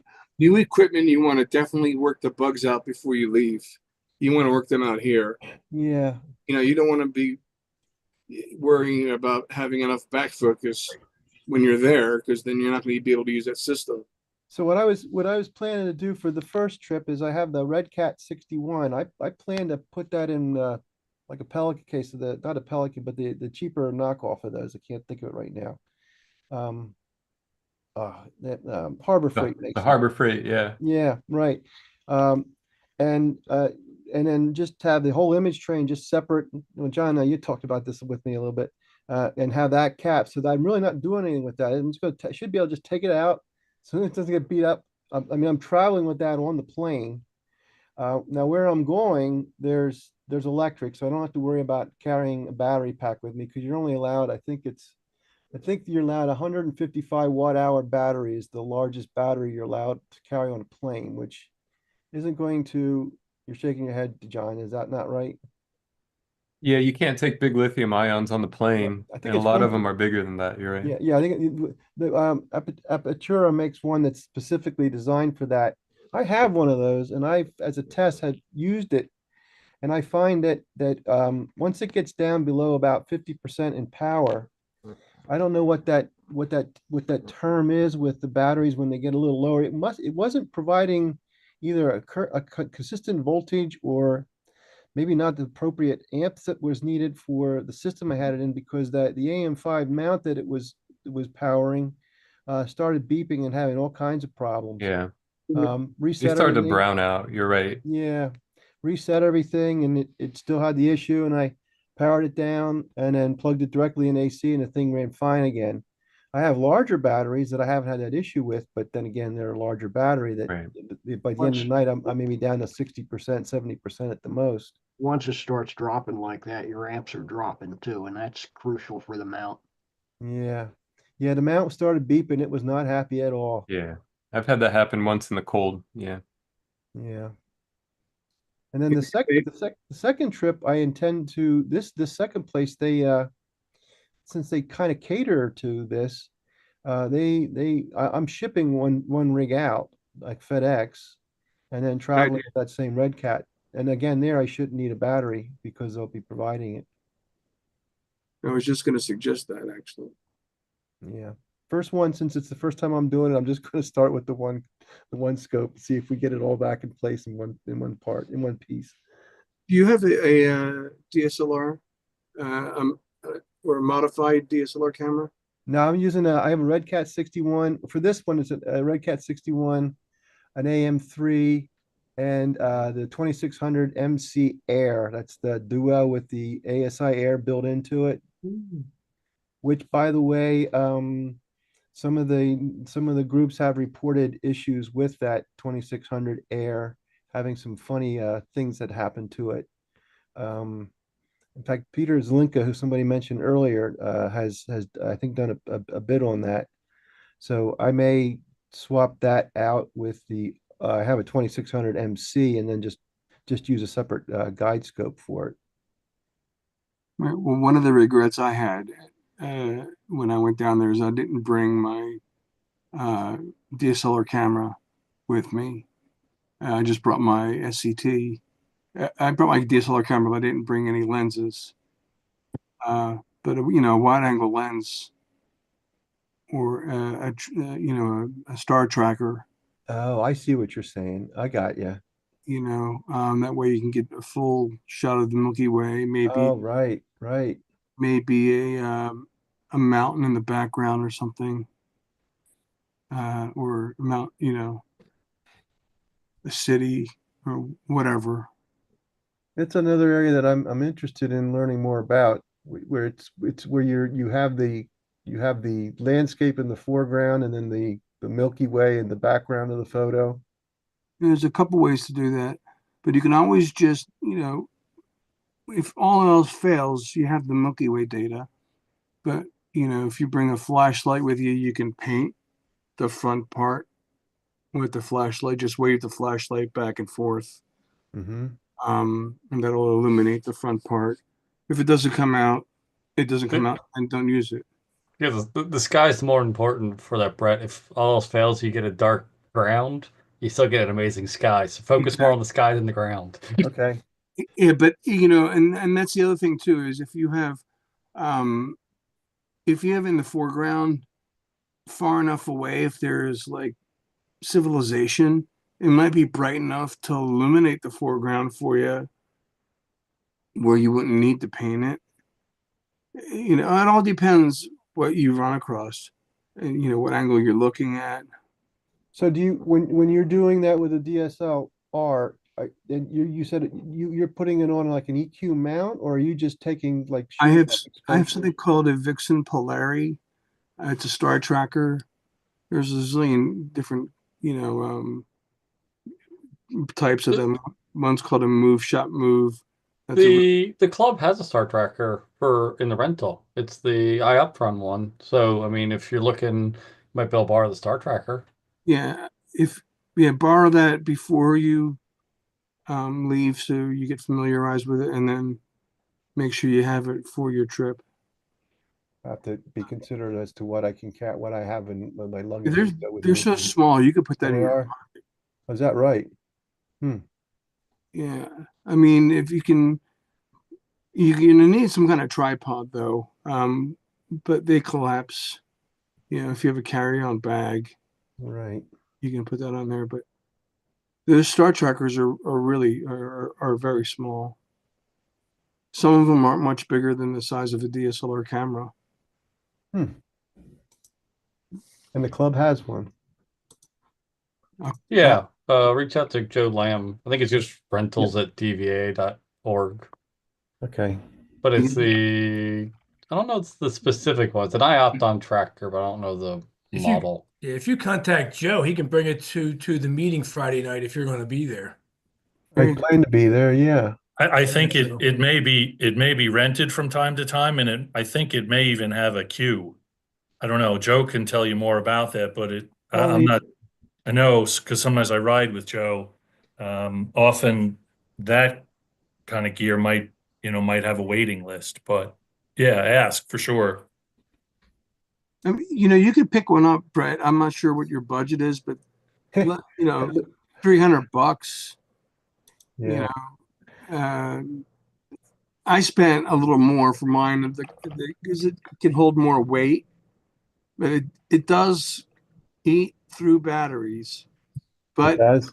again, it takes like double A's. Oh, okay. But again, you can use a USB. Mine is an old style. I keep getting these mixed. I don't remember which kind of USB cable it is, but it's the old style USB cable. But you can just plug that into any USB battery or outlet. And since you're going to have access to electricity, that shouldn't be an issue. Okay. Okay. Let me see if I can show you an example of what that. Well, somebody just sent the link here to. Yeah, the club rentals. You can click the iOptron and see the manual.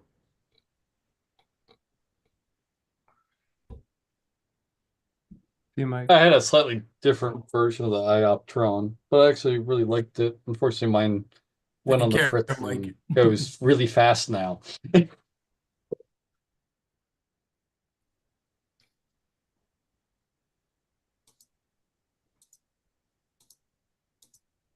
Wow, there's a lot of equipment here. Your list has grown.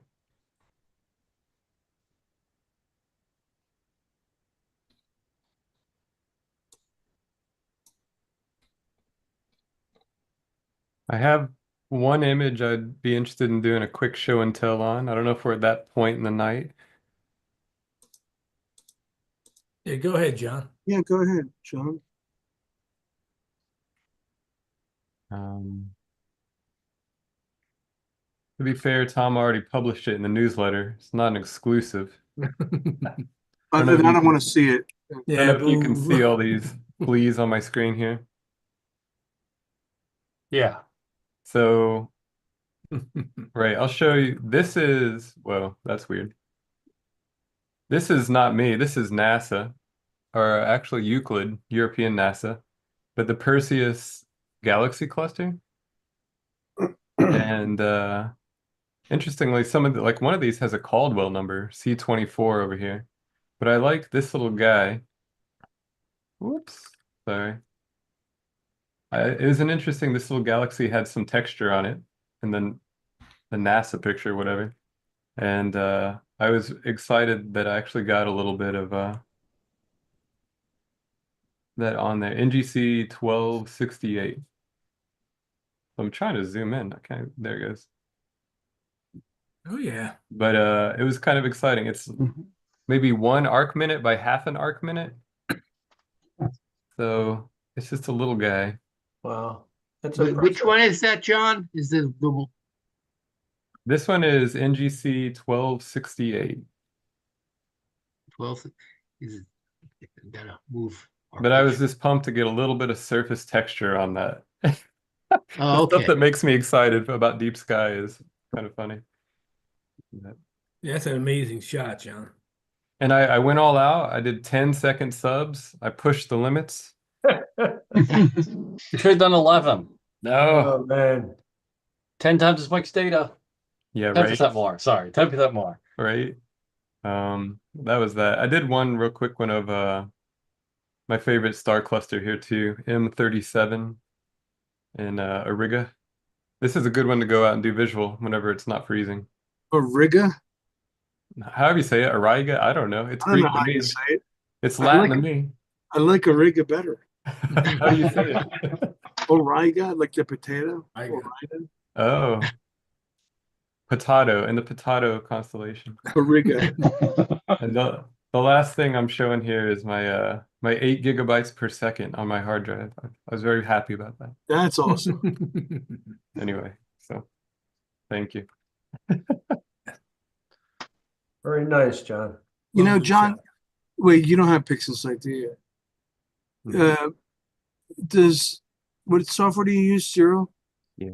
Does that allow you to have multiple swap directories? I don't deal with that stuff. I know you have a trick with multiple swaps to speed it up. Yeah, because you can just make the same directory temp, copy it like 4 or 5 times. Right. And I'm running on Arch Linux, and I don't even. Maybe you I can got a try weird setup. Maybe you could try doing that. Oh, you got Linux. Yeah, I don't even have. I don't think I have the concept of swap folders on my stuff. So Brett, maybe have you tried checking into that, into PixInsight, into the I think it's in the under the general tab. Yeah. I think I have two swap files now on 2 different internal drives. I made a RAM. I have 128 gigs of RAM. I made a RAM drive. That's the way to do it. 64 gig. Did you process your images, Wayne? I saw you somehow snuck one into the newsletter. I was Yeah, that's partially processed. It I turned out have it a great. little further along tonight. I could share that and show you. And I'd be happy to see. I was blown away. Tom was up. Just under the wire. I was gonna say, poor Tom was like ready to publish, probably. Wayne sent that in like December 30th at night or something. I'm like, oh my goodness. yeah, well, sorry about the late thing. I was surprised when I as soon as saw I it. could, as I could have it ready. How do I swap? Share? Bottom middle green share button. Sure. Bottom of the screen there. Well, on my iPad, I don't see anything on the bottom of my screen. Come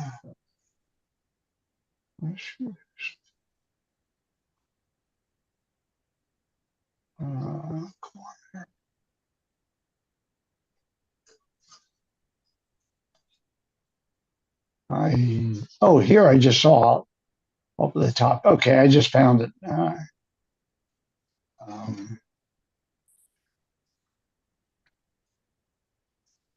Okay.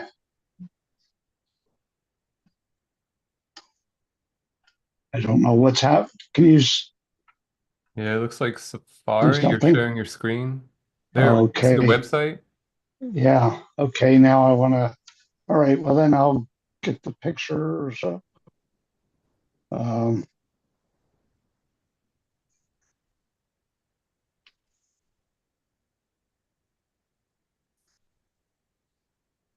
come on. There it is. There. This is the latest version I had. The one that I sent to Tom and he put in the newsletter. I didn't like the contrast, so I still have a couple more things I want to do to it yet, but a little sharpening and a little noise reduction. But today I was working on the contrast, and I'm fairly happy with it. It's hard to deal with that one star, the belt star. It's just. Yeah. And what was this shot with? What is this? This was with a 80 millimeter stellar view telescope and a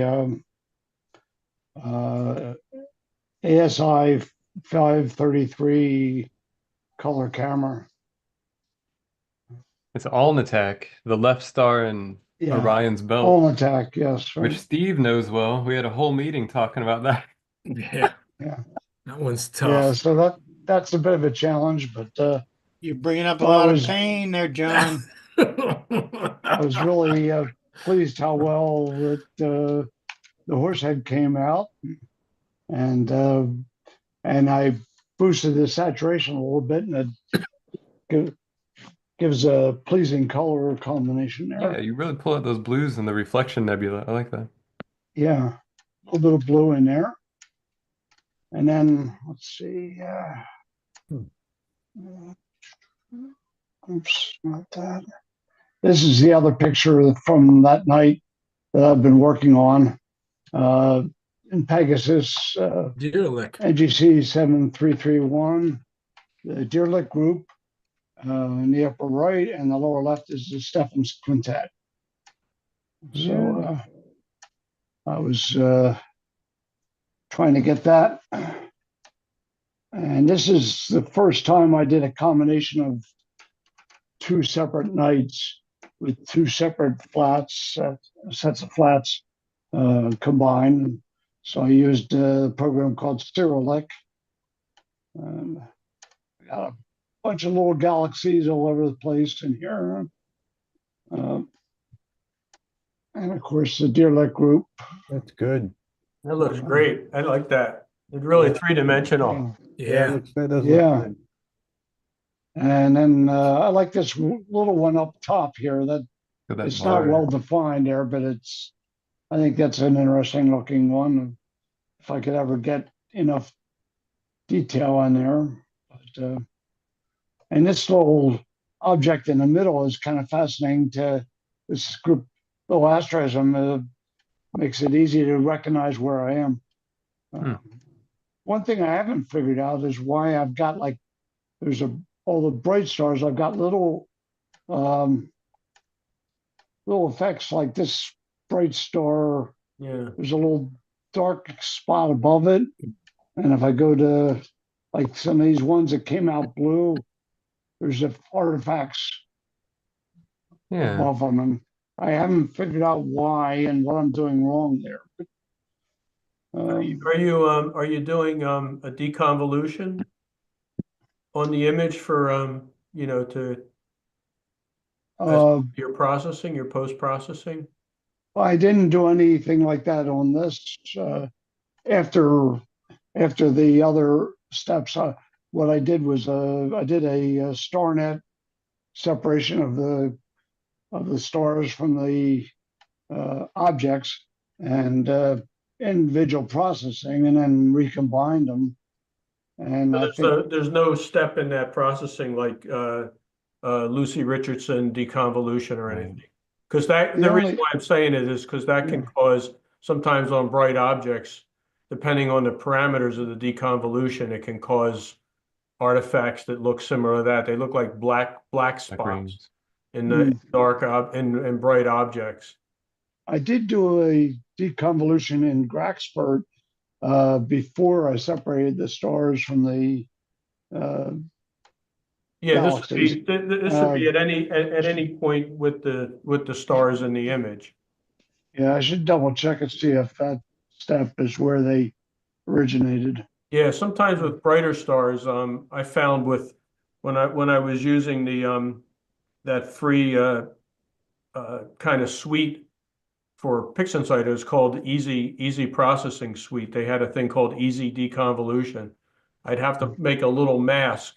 They gave you the option in that to put a mask on bright stars, and even bright sections of like the core of a galaxy or something like that, especially some of the smaller ones where they can get really bright.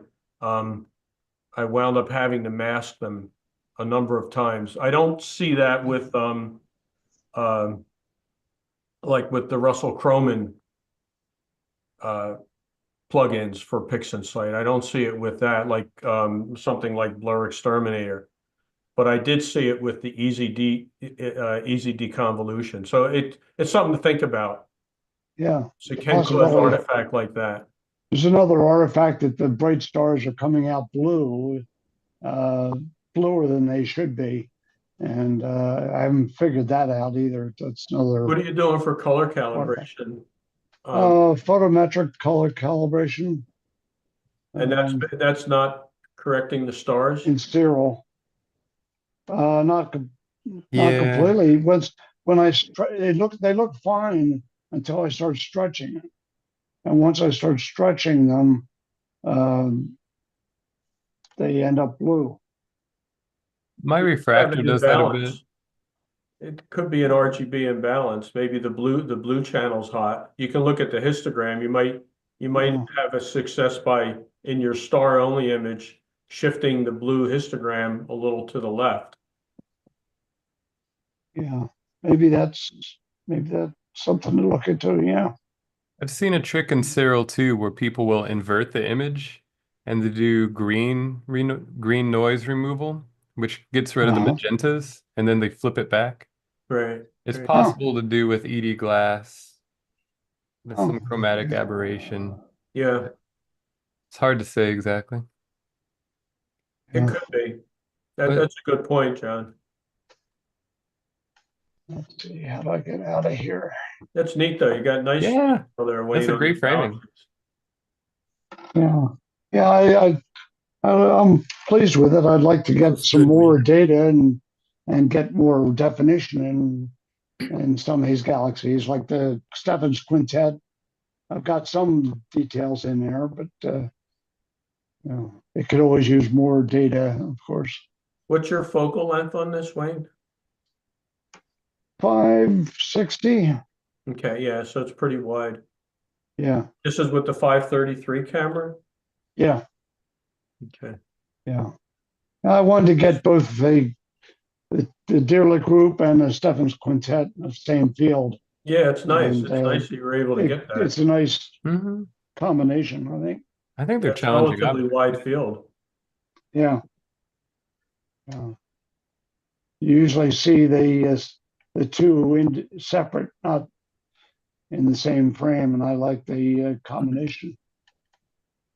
Let's see. How do I get out of this? Close this app.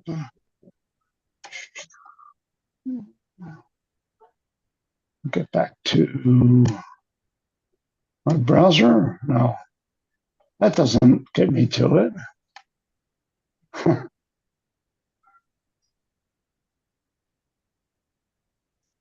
Okay, sharing screen, stop share. Oh, there we go. Nice. I have two that I thought I showed last month, but I didn't. I don't think I finished processing them. If you're interested, one was in the newsletter actually. Let's do this. So this one was in the newsletter, the tadpole. Oh. This is shot with the C9 1/4 It's about Wait, are you sharing? I thought so. I thought I was. No. No, let me go back. You can see anything? Okay, sorry. I'm sharing screen. Oh, never mind. I There guess it I is. press the share button There they are. rather than just select the screen and then leave the page. So anyway, yeah, so this was in the newsletter. So it's about almost 4 hours, 3 hours and 50 minutes of data. They're 2-minute subs from my backyard. And this is with the that L quad, that Optolong L quad filter in it. So it's, basically wider spectrum kind of stuff. So I thought that I've shot this target wide field where I've had these objects, in there, specifically these guys. Yeah. But this one I decided to shoot narrow field to try to pull some of the detail out of it. So I'm curious to do this again with like um, a, a more like a narrowband kind of palette. I think that would look really kind of neat, and also a wider field with some longer exposure time. What's the camera, Gary? This is the 533. It's the same one. It's the same one that Wayne is using on on this image he just showed. But this is on a longer focal length. So his was around 560. So this is about 3 times that. This is 1540 in millimeter focal length.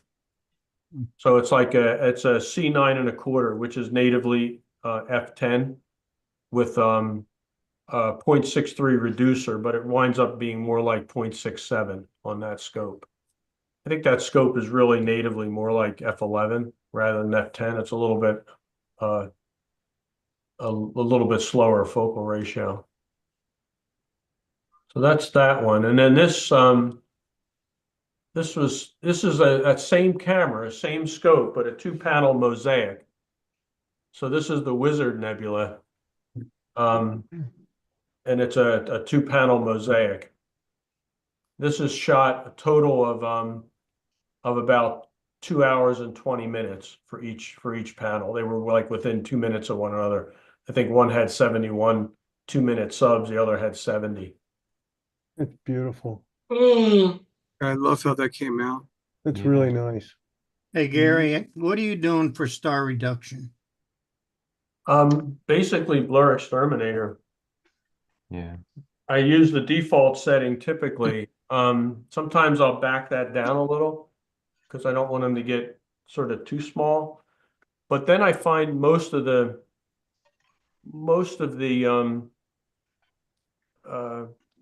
I don't want to say trick, but the thing that I play with sometimes is when I'm blending the stars back in is like how much do I stretch the stars? And that'll control that brightness also.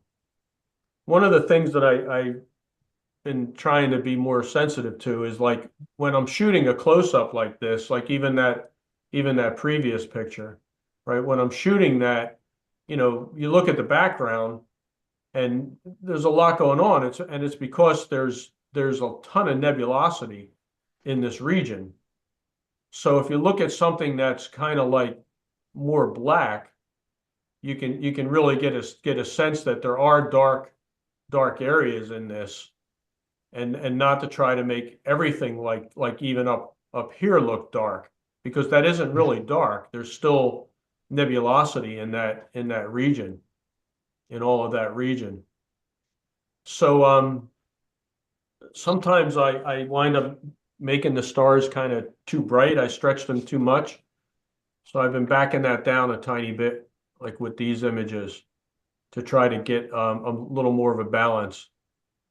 I think it's tough with the shooting at this image scale. This is like 0.51 arc seconds per pixel, which is like way too much for this object. But it's kind of the setup that I have because the camera has relatively small pixels. So one of the consequences of shooting, basically oversampling, shooting a really long focal length with small pixels, is that the stars tend to bloom because they really tend to, they basically are taking up too many pixels. And that's something that is inherent in this setup, is that the stars are going to basically bloom. They're going to look brighter than they really than they really would in a different setup, like a wider field, or like more like a medium field setup, like that what Wayne just showed, the 500 millimeter kind of range. So I play around with that when I'm doing the blending and doing the blending of the stars back in, like basically screen printing those back in, and then also with the stretching of the stars. So I've kind of dialed it back from what I used to do, because I think a lot of my older pictures, the stars were too much with this setup, and a lot of it is because of the setup. Gary, did you use the L quad on that one also? Yeah, both of them. The L quad, I've been leaving that in on that setup. I finally, I don't know, I've been talking about it for a while, but I jumped off the deep end and bought a mono camera for Christmas. Tracy chipped in as part of a Christmas present, and I wound up biting the bullet and getting the 2600, so the same size sensor with the Pro. Tracy said I was a good boy this year. So I just bought a used 1600 black and nice. monochrome. Monochrome. Yeah, oh, nice. What filters did you get, Steve? What did you want? Have you got filters yet? I have a bunch of filters already. Oh, okay. So you're all set. I didn't want to pay full price, so I got it off of eBay, and it works great. Oh, nice. But I'm delving back into, the LRGB world, which a lot of work. John is shaking his head.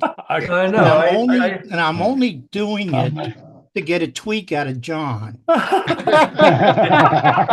You're tweaking me. You can see my face twitching. Yeah. I shot some LRGB. It's too much work for me. That's why I'm shooting black and white. I'm hoping I don't regret it. There too many people have said that they wish they had done it sooner. I've been holding off for a while, and I don't know. I'm hoping I don't regret it, because I looked at some of the processing videos, and like, you talk about being a glutton for punishment in this hobby. Like, well, Gary, let's just add to the punishment, because everything else is so easy all the time, right? You can always resell the equipment, so you'll never take much of a loss on it. Anyway, so what filters, Gary? I wound up getting the Antlia 3 nanometer, the Sulfur 203 and HA, and then I got the their LRGB set also. They're both their Pro series, which apparently they don't have haloing and stuff like that. I haven't heard a bad thing about them yet. They're I think the 2.5, the real higher end one, there's reports of the oxygen having the halo. Oh yeah. I guess they're the most recent ones. They came out with those ultras. Yeah. So yeah, I think if anything, the 03 would be the most susceptible. Right. But anyway, yeah. So we'll see what happens. Hopefully, I'll reshoot some of these and get even more detail, because you basically every pixel now is active. Especially your reds. The reds are nice, yeah. Yeah. So yeah, you get I'll probably just use the LRGB for the stars. If I'm doing narrowband stuff, then I can shoot more when the moon's out and stuff like that. Because from what I've read, it sounds like you can shoot the Sulfur 2 and the HA even, and and basically a full moon if it's not, obviously right next to your target. Yeah. So we'll see. This is a big experiment. I'm just changing over the telescope now. I got the filters installed yesterday, actually. I've had it here for like a week, And I was just sort of like, am I ready to do this? Am I really going to do this? Because once I open the bags and stuff, nothing's going back. So That's it's the equipment. built and waiting for some like less than 40-mile-an-hour winds and clear skies. Right? Anyway, Mm. Gary, RGB is too much work for me. I tell you, I'm hoping I don't feel the same because that's why I had one-shot color for however many years I've had it, even going back to the DSLR stuff for the last 20 years. Yeah. So it's kind of like, I don't know. It might be the price I have to pay to get that extra bit of, detail. Well, I'm thrilled to hear this, Gary, because now I have you to teach me. Mhm. I watched a couple of videos recently of this Adam Block and this I forget the other guy's name who worked on them for the scripts, but I have some other utilities that they both collaborated on, and it's actually really kind of neat. It's sort of and I don't quite understand the details. I have to watch it a little more and think about it, but he looks like he's basically blending in like some of the sulfur into some of the other channels, like using some pixel math, maybe like 20% of the sulfur into the HA channel or something like that. Because they're both kind of red, right? They're both really red. And that's bringing out more of that kind of that goldish look in the SHO palette. And I've seen some really kind of cool results with that. Yeah, and he almost kind of blends it to taste. And it had some really neat visual effects with it, bringing out some of that other detail. So anyway, it looks like there's definitely a learning curve, and hopefully I won't get too buried with it, but definitely, Steve, misery likes company. So I'm like happy we're both going down the path together. We might have a little noose. There might be like a picture of us both hanging. We'll log on and Sure. share or something, maybe in a couple of months. We'll see. You guys are gonna have fun. I'm looking forward to your hard work. Thank you, John. Gary. All right, guys, I think we're going to end for tonight. Did somebody have another question? I have a question for Gary. Yes. I think it might have been 2 workshops ago where you had a lot of photos and you're using the L quad filter. Yes. Okay, and I think I missed the last workshop. So anyway, it just happened to be that I had some digital gift certificates with High Point from not this past Christmas, the Christmas before that I hadn't used. And they had a sale a couple days after that workshop on all of the Optolong filters. So I bought the L Quad. Oh, nice.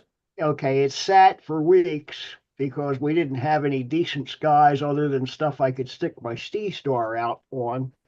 But I guess it was a week before last. We had 2 good nights in a row, and I put one of the bigger scopes out there with the L Quad filter on it. I used my 6-inch Newtonian.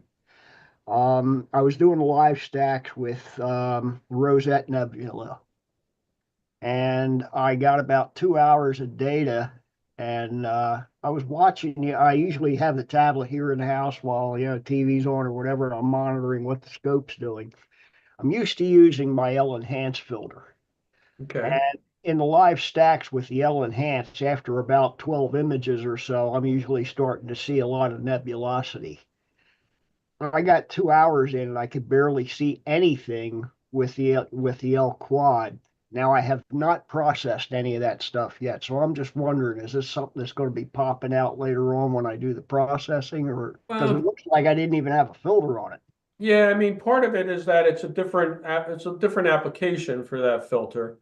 So like with the L Enhance or L Extreme, that's a dual band filter. Right. So it's fairly narrow in that 003 HA kind of range. Some of them are 5 nanometers, 7 nanometers, 12 nanometers, depending on the manufacturer and the version. Like the L Extreme is narrower than the L Enhance. the L quad filter is really trying to represent more of like the visual spectrum, but suppressing light, like obvious sources of light pollution, like, Right. sodium lights and mercury lights, some of the spectrum from the more modern LED lights. So that's more useful. That L quad enhance is more useful for things like galaxies or things that you want to, you want to shoot more broadband. You won't get as much nebulosity for a given amount of time, like percentage of nebulosity for a certain amount of exposure time, as you would with the L enhance, because that's narrower band, and it's specifically for things that have a lot of nebulosity, targets that have nebulosity. And now I'm shooting, I shot both of these with the L quad, but it's fairly it's about like 4 hours exposure one, and then 2.5 hours on the other. Yeah, I kind of split off that one night when I had the bigger scope out, that I did a couple of I did some on one of the galaxies. I can't remember which one it was at this point, and then I shot the rosette. Just basically playing with it to see what it was doing, and I was doing like 2-minute exposures. Yeah, you should get something. I mean, what are your skies? Your skies are reasonable, right? Over here in Willow Grove, I'm around Bortle 7. Yeah, so you're a little brighter than I am here. So that'll make a difference. That'll be more. You'd need more exposure time to pull out those fainter details. Yeah. Right. So every magnitude is roughly 2.5 times more exposure time to pull out some of that for roughly apples to apples signal to noise ratio. Yeah. What are your skies running? I tend to sit around when I do the sky quality meter. I'm usually around 19.4 or something like that. So Bortle 6-ish more. Okay. Something like that. So on a good night, I can be 19.8, but those are fewer and further between anymore. Sometimes I'm 19.2 magnitudes per arc second squared. Okay. So that's what I'd ask, because I'm just going off of what I saw on my tablet after a couple of hours. Well, you'll definitely pull out more when you're you're looking at a live stack, I assume, right? So yeah, that's you'll definitely pull out more. Like it's funny when I look at the subs for those tadpoles, they're 2-minute subs. I hardly say anything except stars. It's once I integrate them, then I start to then you can pull the nebulosity out. But it's surprising how little. It makes it hard to target it when I'm trying to frame it, because in an area here where it's a fair amount of light pollution compared to like a dark sky site, I can't push those exposures real high because there's just too much fog, just too much sky fog. It makes it hard to target it because the stars, they're disorienting because it depends on your rotation. It depends exactly what field of view, and I'm plate solving, so I know what I'm looking at. But when I'm fine tuning it, especially if I'm doing a mosaic where I'm going to now offset it the next night or later that night and take more pictures, without seeing the nebulosity in the individual subs, it makes it trickier to get them framed. Yeah. Well, I'm using the Star Atlas in the ASI Air to kind of frame everything. But yeah, definitely. My next piece of equipment is going to be the rotator. Oh, okay. I'm waiting for them to come into stock. Dying to see your images. What's that? We're dying to see your images. Well, as soon as I can get something processed, I just with the holidays and everything, I have been absolutely avalanched